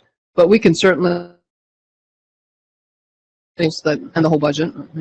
The chair just said, "Hey, this is all that I got," and she shared what she got, and it had nothing about salaries. It had nothing. It only had significant reductions in supplies. And so I said, "Well, this is not all your budget," and they were confused. So I think that the clarification does need to happen. Okay. Julie? The way the budget goes out now, because we don't have school-based budgeting, so you don't get a dollar amount for what the cost is for your school. What schools have been getting is a staffing sheet, but this year there should have been a separate staffing sheet for the title dollars, then the general fund dollars, and then if there were other areas that were other staff that was going to be paid for. And then the budget is just like minimal, and it's cover like paper and clicks and that's what and stuff. You know, I think internally, and not putting this in the district situation for the treasurer or the superintendent, internally, the workings between the ILT and the LSDMC and the principal probably need to be reviewed. And I think we've tried to do that over the years with writing policies, but I think that's part of it. I have a couple of other questions about, I know we want to continue to move forward as best we can with it. On the 30-slide presentation, Superintendent, I think, and I might have been reading this wrong, but I've spent a lot of time trying to figure it out. The early slides talk about how the staffing is now as to what as it speaks to vacancies. And it appeared that it's speaking to what we're staffed now based upon the vacancies that exist currently, and maybe I'm reading this completely wrong, the numbers look much different or much more to the positive based upon the fact that we are not as fully staffed as we assume we are. Can you help me with those early slides, Treasurer? I can actually help you if you can hear Oh, me. good. Oh, good. We didn't know. Great. Thank you. All right. So you're welcome. So a couple things. One, to Dr. Moffitt's earlier question, and to your point, Board Member Bolton, and to what Julie shared, because we don't have, because we do staff allocation and not on a dollar amount for salaries, schools would not see that. So I thank you, Julie, for making that clarification. The second piece of that is in terms of there has not, because much has been decentralized, as Board Member Bolton shared. So there has not been a response loop on when schools, okay, let me say it a different way. There has not been a response loop process that has been shared with me by anyone of how schools respond after they have met with their IOT or their LSDMC. So we did ask, not that we have anything to do with the meetings or when the meetings occur, but we have asked schools to at least provide the date of when they had the meetings, just as a form of check and balance. That is a new ask, so that may come up as a concern as to why we would do that, but that's just an accountability piece, because we have heard that different schools do the processes different ways. Moving into next year, we would like to offer assistance in helping to streamline that a little bit. So I think the conversation about the roles, Board Member Bolton, would be a very good one to have, because I do believe that there is, from what I have gathered, there is some confusion in the field about how that works and who does what and what parts they get. So I just want to give a response to that. To the second part of the question, in terms of the that you received, all 30 of them, we do want to make sure that we go through, we will review them as quickly as possible, but we did want to make sure that we were as thorough as possible. So the initial chart that you saw and the chart that has been shared previously has only been a chart around changes based on FTE. So essentially what that meant is you saw a chart that may say, this is what we had in 22, in FY22, FY23, I'm sorry, which is this current year. And for FY24, it looks different. So one of the examples would be on the original chart you saw for the reading specialist, you saw negative 45. That's only for the purpose of the difference in the allocation for the FTE for those roles.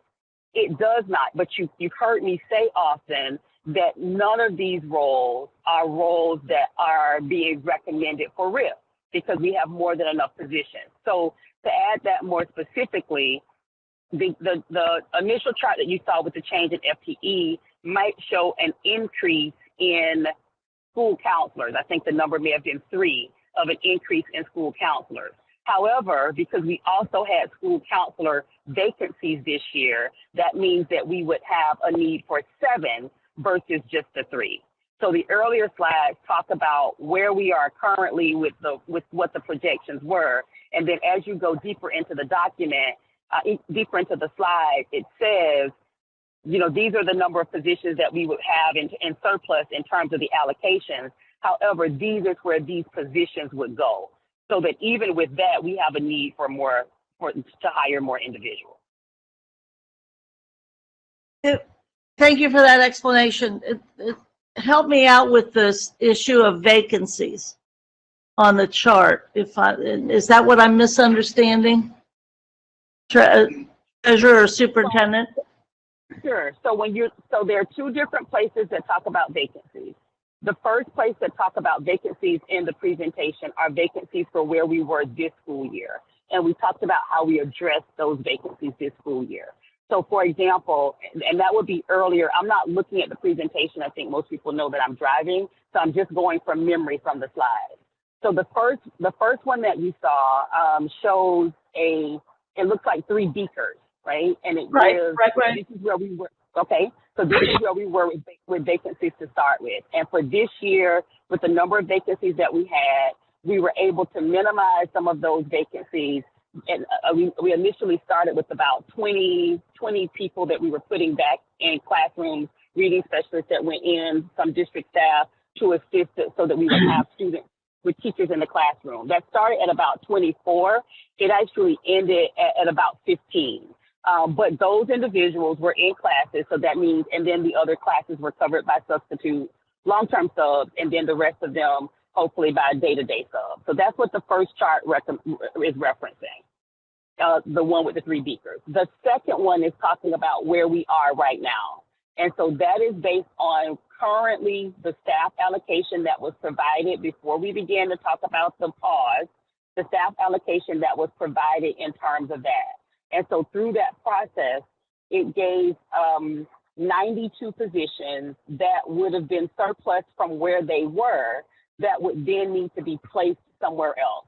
So when you look at the overall number for what the positions were, what schools had positions added, information that we have so far up to the end of the first transfer round for people that are resigning from the district, you'll notice that on the superintendent recs, we're beginning to see future dated resignations for people that have resigned. All of those numbers are put together to give the overall total. And then you see that 92 of those are taken out because it addresses those positions that would then come off of that overall total. And then the number that's left is the number of vacancies that we would be working to fill right now based on what it is that we have in terms of information from staff.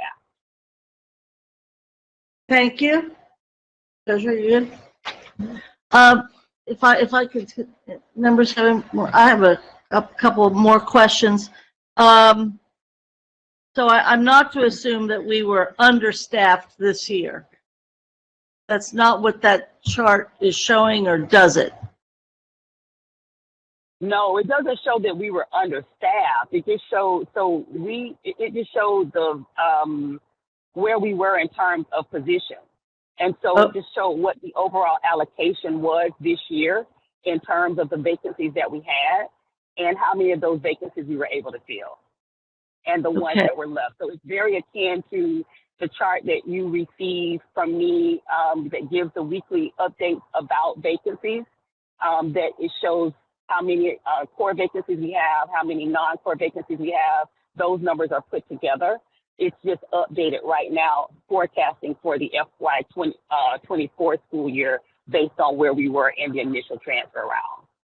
Okay, and I think, thank you.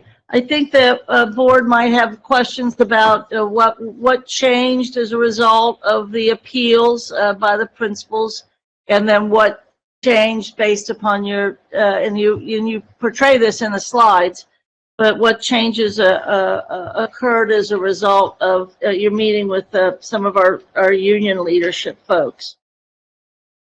Correct. So what we also have for the board is the individual. In one of the charts, one of the slides in the deck shows the process that we use to go through the initial level of appeals prior to the pause. And so it just showed what that process was, what it looked like, how the information came in, and how it went back. So one of the things that we do have for the board is the printout of all of those schools and what the responses were to them at that time. The other thing that you see at the bottom of it probably takes up about 3 or 4 slides because there were, I want to say maybe 8 or 9 concerns. The only union that we have met with at this point, since the pause, has been CFT. We did about a 3-hour meeting with CFT, and that was done by the Chief of Staff, and went through each school's budget line by line to answer any questions or get any feedback.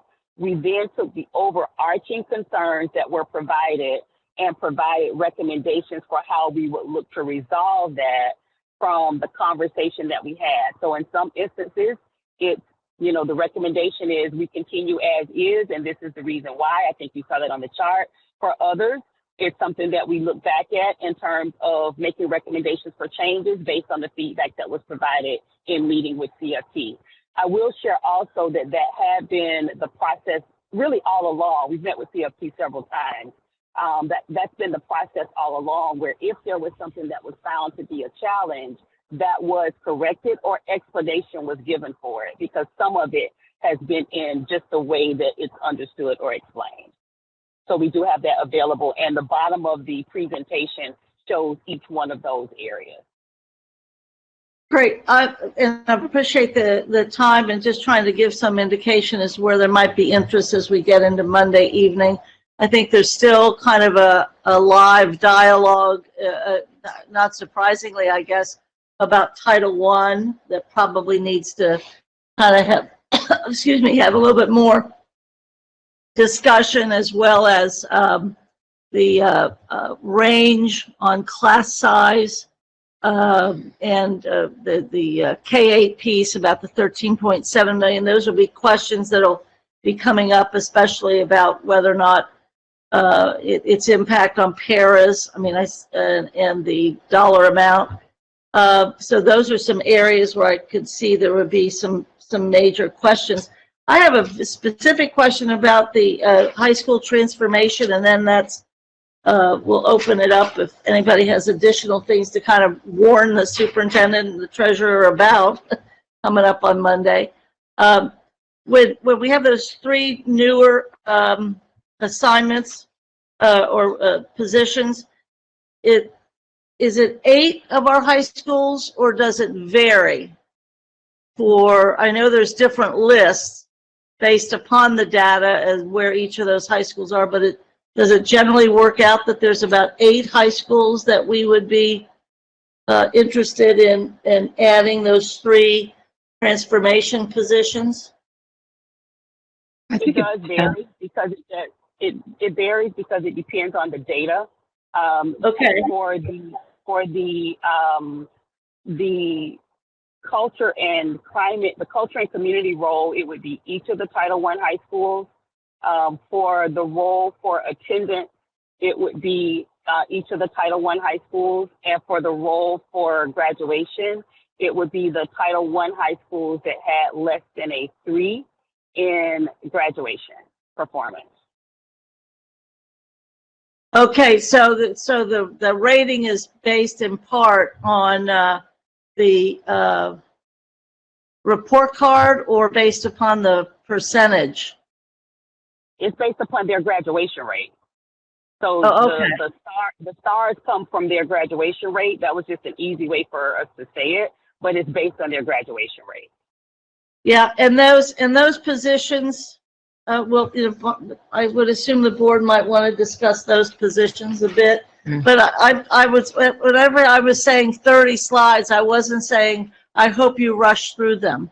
I was 30 slides. We appreciate the completeness, and I think the last thing we want to do is rush through them. But I think that's been helpful.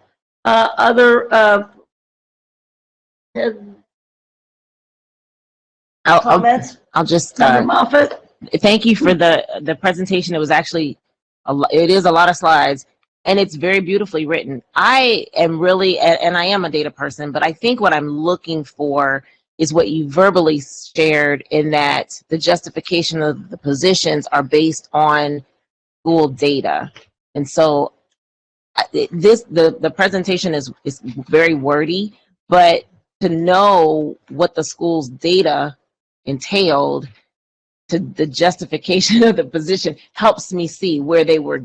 These particular schools, if there are 10 of them, they're getting a career specialist or a college specialist because this is what their score was as on the report card, and this is what they need. That helps me. I think it helps me to understand where we are and where the intention is to go. And I just don't see that in, I don't, it's not very clear in all of this, the presentation, but it's a great presentation. I'm also and I think our meeting with the CFT union is definitely advantageous, but I want to also know what's going to happen with respect to the other two major unions that are impacted by this. And I see that in slide 20, it shares that we're in the current pause and that meet with CFT, that's kind of grayed out. So I'm assuming that that has happened or is at least ongoing, and the indication is that that's done. And then number 3 is to meet with CAS, and 4 is to meet with AFSCME. But I'm wondering if that's completed, how does that impact CAS? How does CAS impact AFSCME? I'm wondering about the process in totality and the impact of staffing. The way that the presentation looked to me is that it was that we were understaffed in particular positions. So when Board Member Bolton asked the question about being understaffed, I even looked at the presentation like we're understaffed. And so I'm confused now as to how we're not understaffed and now things are being shifted. So those are some of the questions that I'm going to ask them. I don't have clarity. Okay, so let me try to clarify a few different things. Thank you, Board Member Moffitt. So the first, I am trying to be responsive to all of the feedback that has been provided about everything through the process.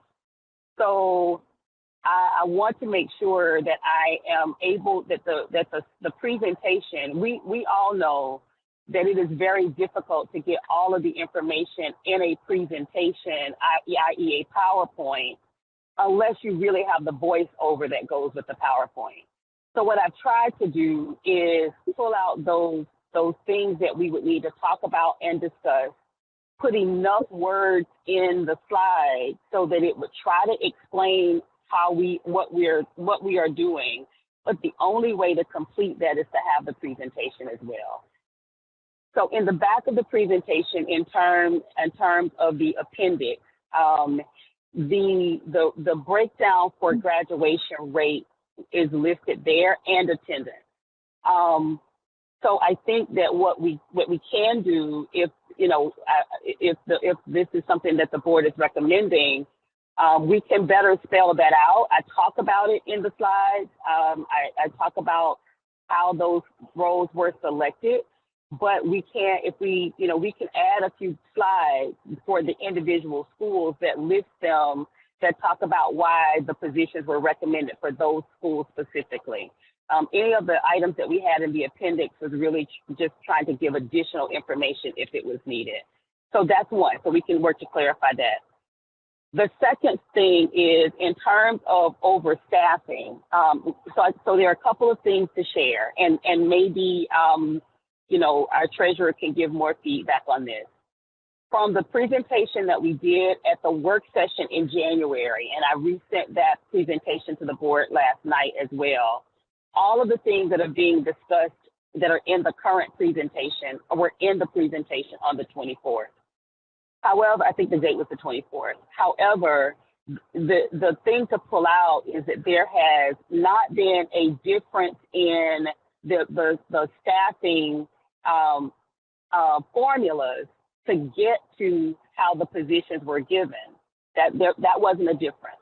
What we have found very transparently going through the process is that in many instances, the staffing formula said one thing, but what schools actually had in terms of staff was something different, so that they actually had over the number that they would have had.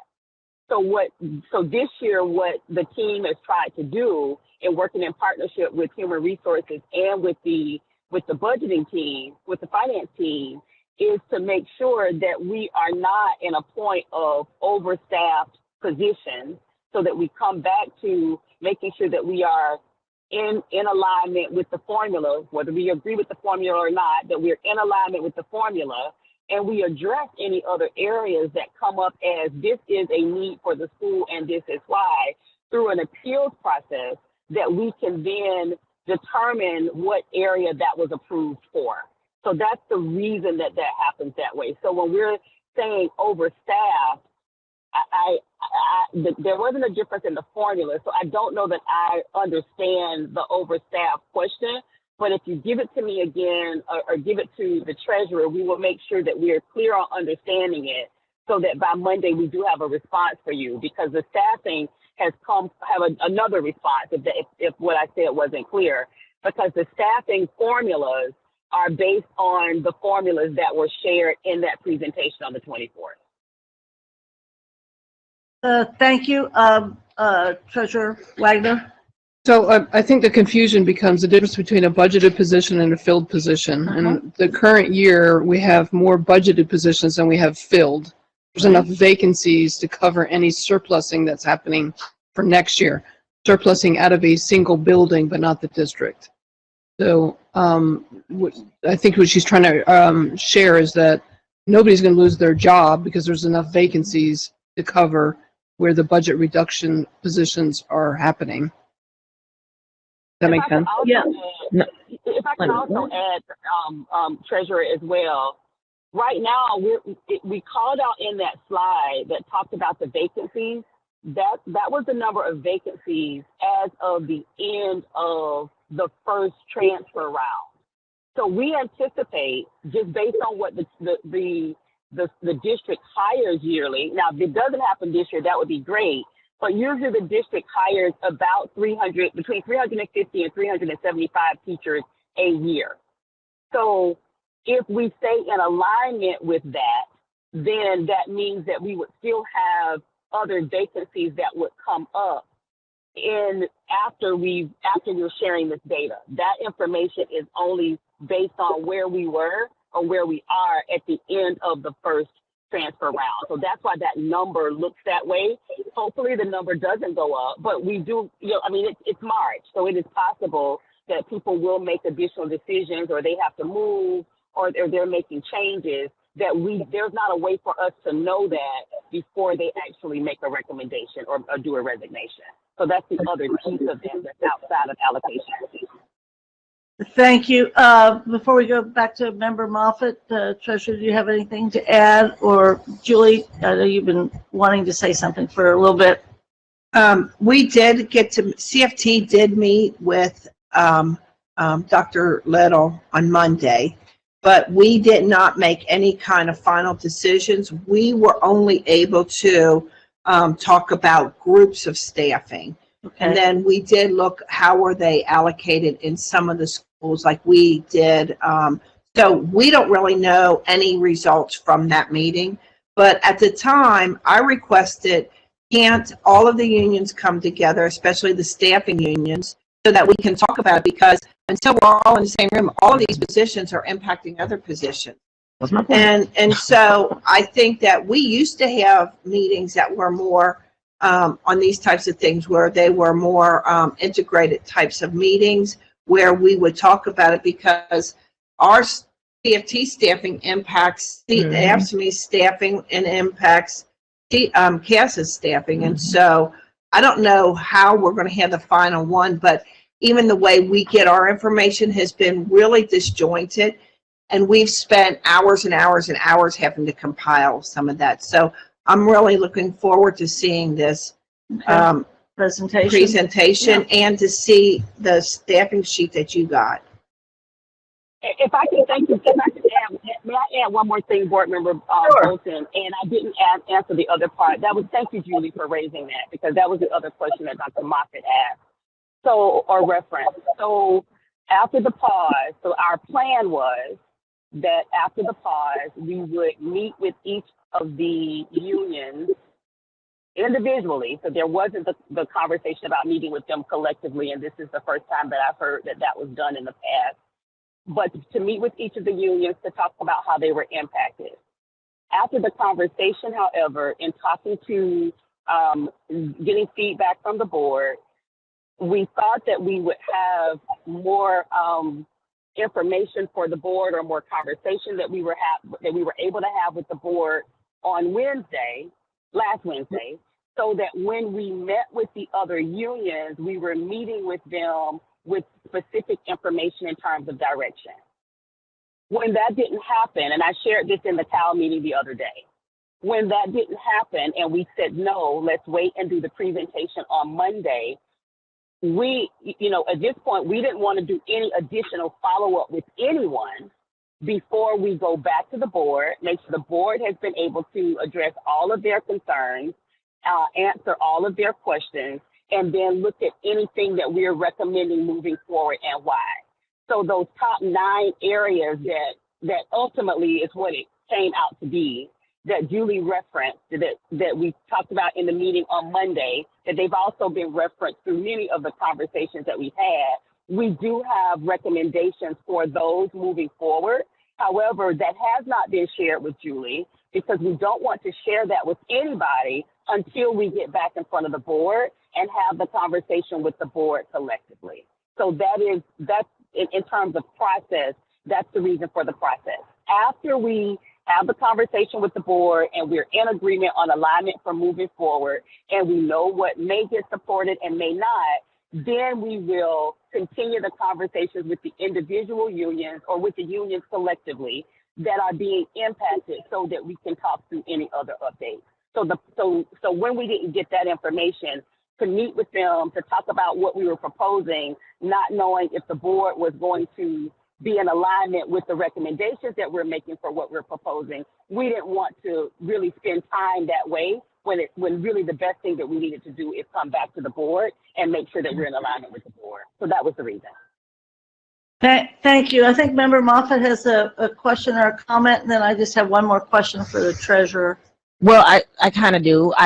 Thank goodness we got the pause. I think that's a good thing. We got the pause so that we can understand a little bit more, because I think things were progressing, at least for that was making me very uncomfortable. Thank you for answering the question regarding having everyone at the table and having the conversation in totality with all of our unions, CFOP included. I didn't want to exclude them because, and it's nice to know that that will happen. I do remember when this was presented at the January workforce, and I was under the impression it was a presentation of kind of a proposal, not that we would be advancing this quickly in this direction. But I do remember asking specifically about positions, how many positions, how much was new money versus how much money was proposed. If the budget is $9 million for these 3 positions, how much of that is new money, how much of that is reorganization. And I was told at that time that the numbers were not finalized. So I'm going to ask my question in terms of just a lay person, if possible. I heard you mention that no positions were going to be eliminated, that this kind of incorporates a vacancy. I just want to really ask this question and have it answered like I'm 3 years old.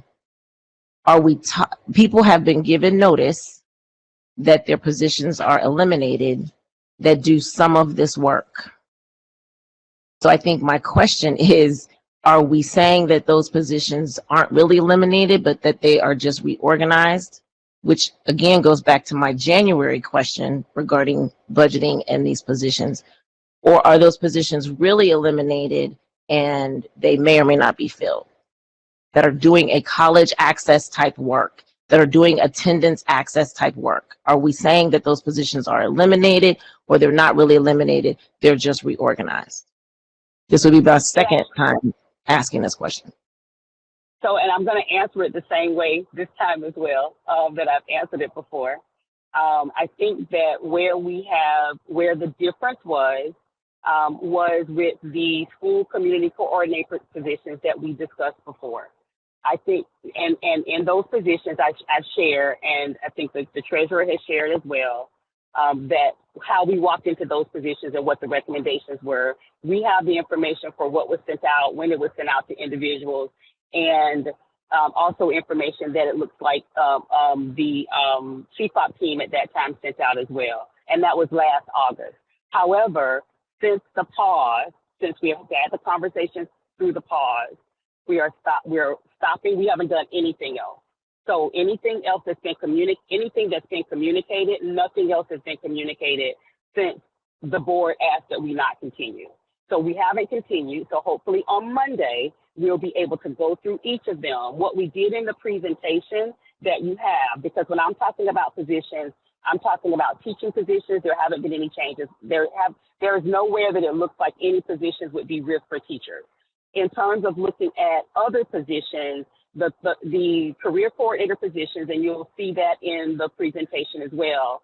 It was in the presentation on the 24th as well. The career coordinator positions, the design of those positions is that those positions would roll into the graduation role. If that role is changed, however, from where we believed that the role would be because we thought it was the most appropriate, so that those individuals would focus on the career piece and give the additional level of attention to those students in the cohort that need graduation support. If that is changed, then we do have to have a different conversation, because that was done under the belief that that position would be absorbed. So the school community coordinators and the assistant school community coordinators are the same conversation that we've had several times that were around, for the most part, around resource coordinating and the positions. It was determined last year prior to my arrival that several of the schools still had this position. They were not supposed to still have this position. They were using them in very, very, very unique ways. And so therefore, the position was not going to be continued. And then when I got here and it was shared with me, I then said no, and I realized that people did not know then. I said, no, this is not the first thing that we do as soon as we come in. We give individuals a period of time, and which was a year, to let them know that this position would not be continued for next year, but we carried the position through this year.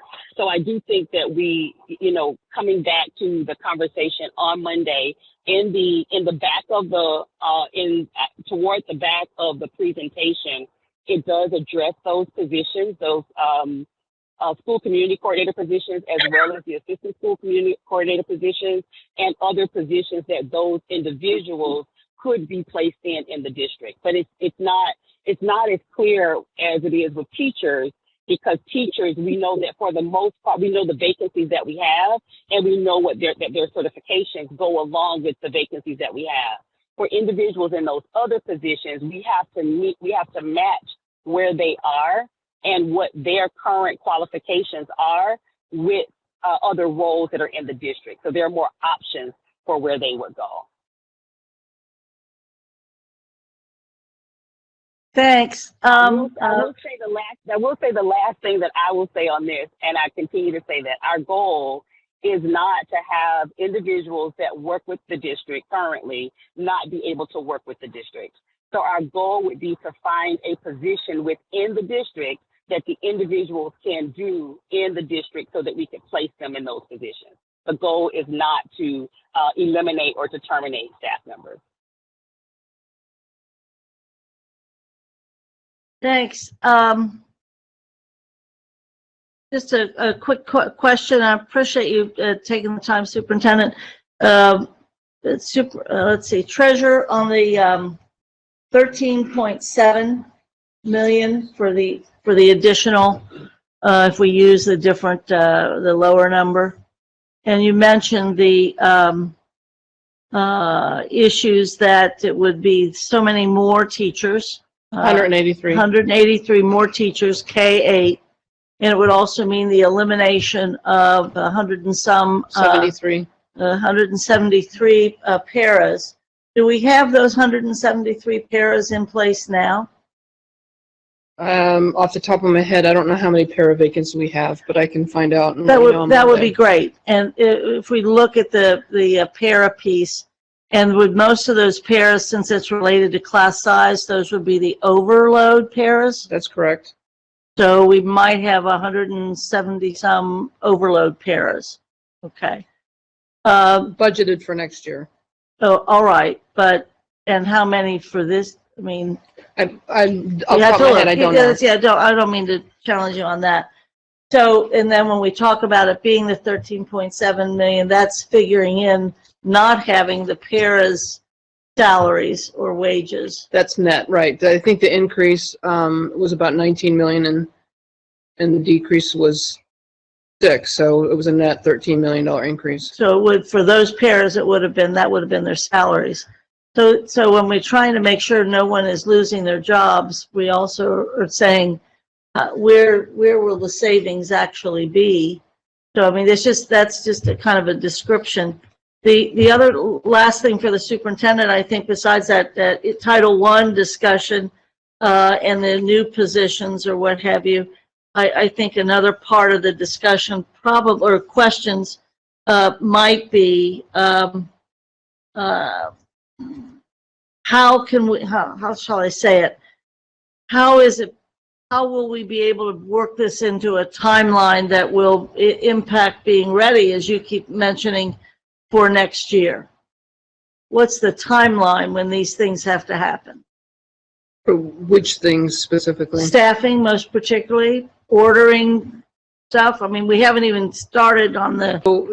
According to the CFT agreement, the staffing deadlines are already in process. So I don't know where you are in the rounds, but if there's new positions created, people are allowed to move into those. But we don't have new positions created yet. No. In terms of ordering things, we typically try to open up the new year on early in June, so people can start entering their contracts and their purchase orders in order to be approved by the board so that we can get them issued by July 1 when the new fiscal year kicks in. And the last question I would have to be able to anticipate for Monday is, where's the savings? The savings of? Based upon where we are at this pause, are there savings at the school level, or are we breaking even? Or, because, I mean, you know, that's part of the issue.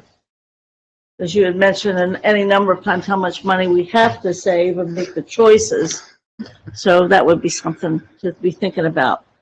For next month, two things. We were going to want to come back with SORTA Metro suggestions, having gathered information from the rest of the board, whether it's about the agreement or about what we'd like to see. And then also we want to talk in terms of properties, and we didn't get to it today. I know there's some interest in expanding some of our properties or developing some of our properties, but the treasurer said something interesting the other day. It happens all the time, but said something interesting the other day about the cost of K-8 buildings. That's how I interpreted what you said. Or I know. Remind me what I said. In what context were we talking? How expensive they are. Yeah, probably. Yeah, and I would also say too that on the per pupil basis. Yes, yeah. On the per pupil, and then also the idea of, and this goes to ad hoc, the need to have a particular amount of students in order to break be even. able to, And in this budget, are there things that the superintendent and everyone can be working out that actually save us some money or actually get us the best dollar spent based upon some level of reorganization and not waiting or losing a whole nother year if it's possible to do. And it would impact staffing, the interest in the middle school piece and what have you. So just want to kind of say that we'd be sharing that. We'd like to hear a little bit more about the cost of buildings. So we started, I think, last year, the year before last, producing a report towards the end of the budget cycle when things were firmer on the budget for each school building, the number of students, and the cost per student. Yeah.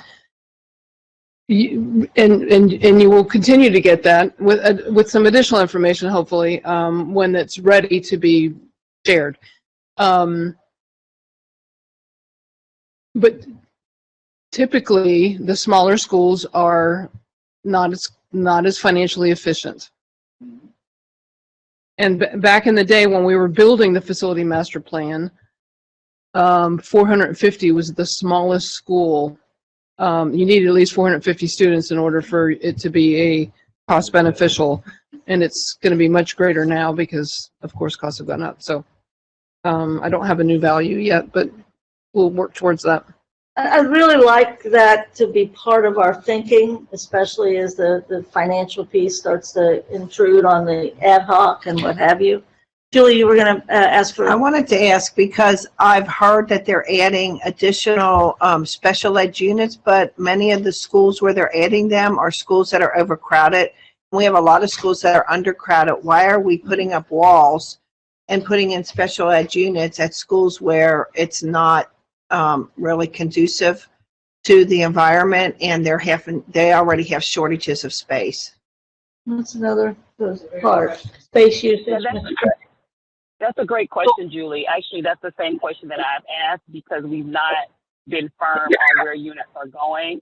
We have gotten word from children that we are having to add, I want to say 17 autistic units for students, for our early childhood students. And so we're trying to work through that process without being disenfranchising to the special needs students, because many of them are coming from the same areas where they live. They're coming from the school areas, or we're trying to get them as close to the areas where they live as possible. So that hasn't been completely firm yet, but thank you for raising the question. Thank you, So, Mr. Craig. Just so you know that as an autism unit, the max class size is 6. So it's not, when you say 17, it sounds like thousands of kids, but it's not. It's like 100. No, I know the size for it's the still a lot. units, but the issue is that many units is alarming. Yes. Very alarming. Very, very well, alarming. And we've also had some follow-up, Board Member Bolton, with children around it as well, because we also want to make sure that children aren't being overstaffed at the same time. And so there's been some conversation with children around just kind of how we're getting to these numbers. But what they're sharing with us, of course, is that it's the impact. Some of it appears to be some impact of COVID as well. So some of these may actually be, more in the alignment with developmental delays, but they are staffing out at this point on the spectrum. Gotcha. Thank you. Mr. Craig? I was just going to add, I think, one of the things we talk about a little bit of the conversation around the budget, per pupil budget within the schools. And I think it is an important thing for us to pay attention to, but I think it's also going to be one of those things where the reality is that there are a lot of parents who live in certain areas that are densely having their kids attend our schools, right? And they want to be in a space where their kid can go to school really close to them. The reality is that doesn't always work for where we can place students or where students can go. And so I think that's the other part of it that Ad Hoc is looking at. We look at how we do the, we're not calling them quadrants, we're calling them corridors.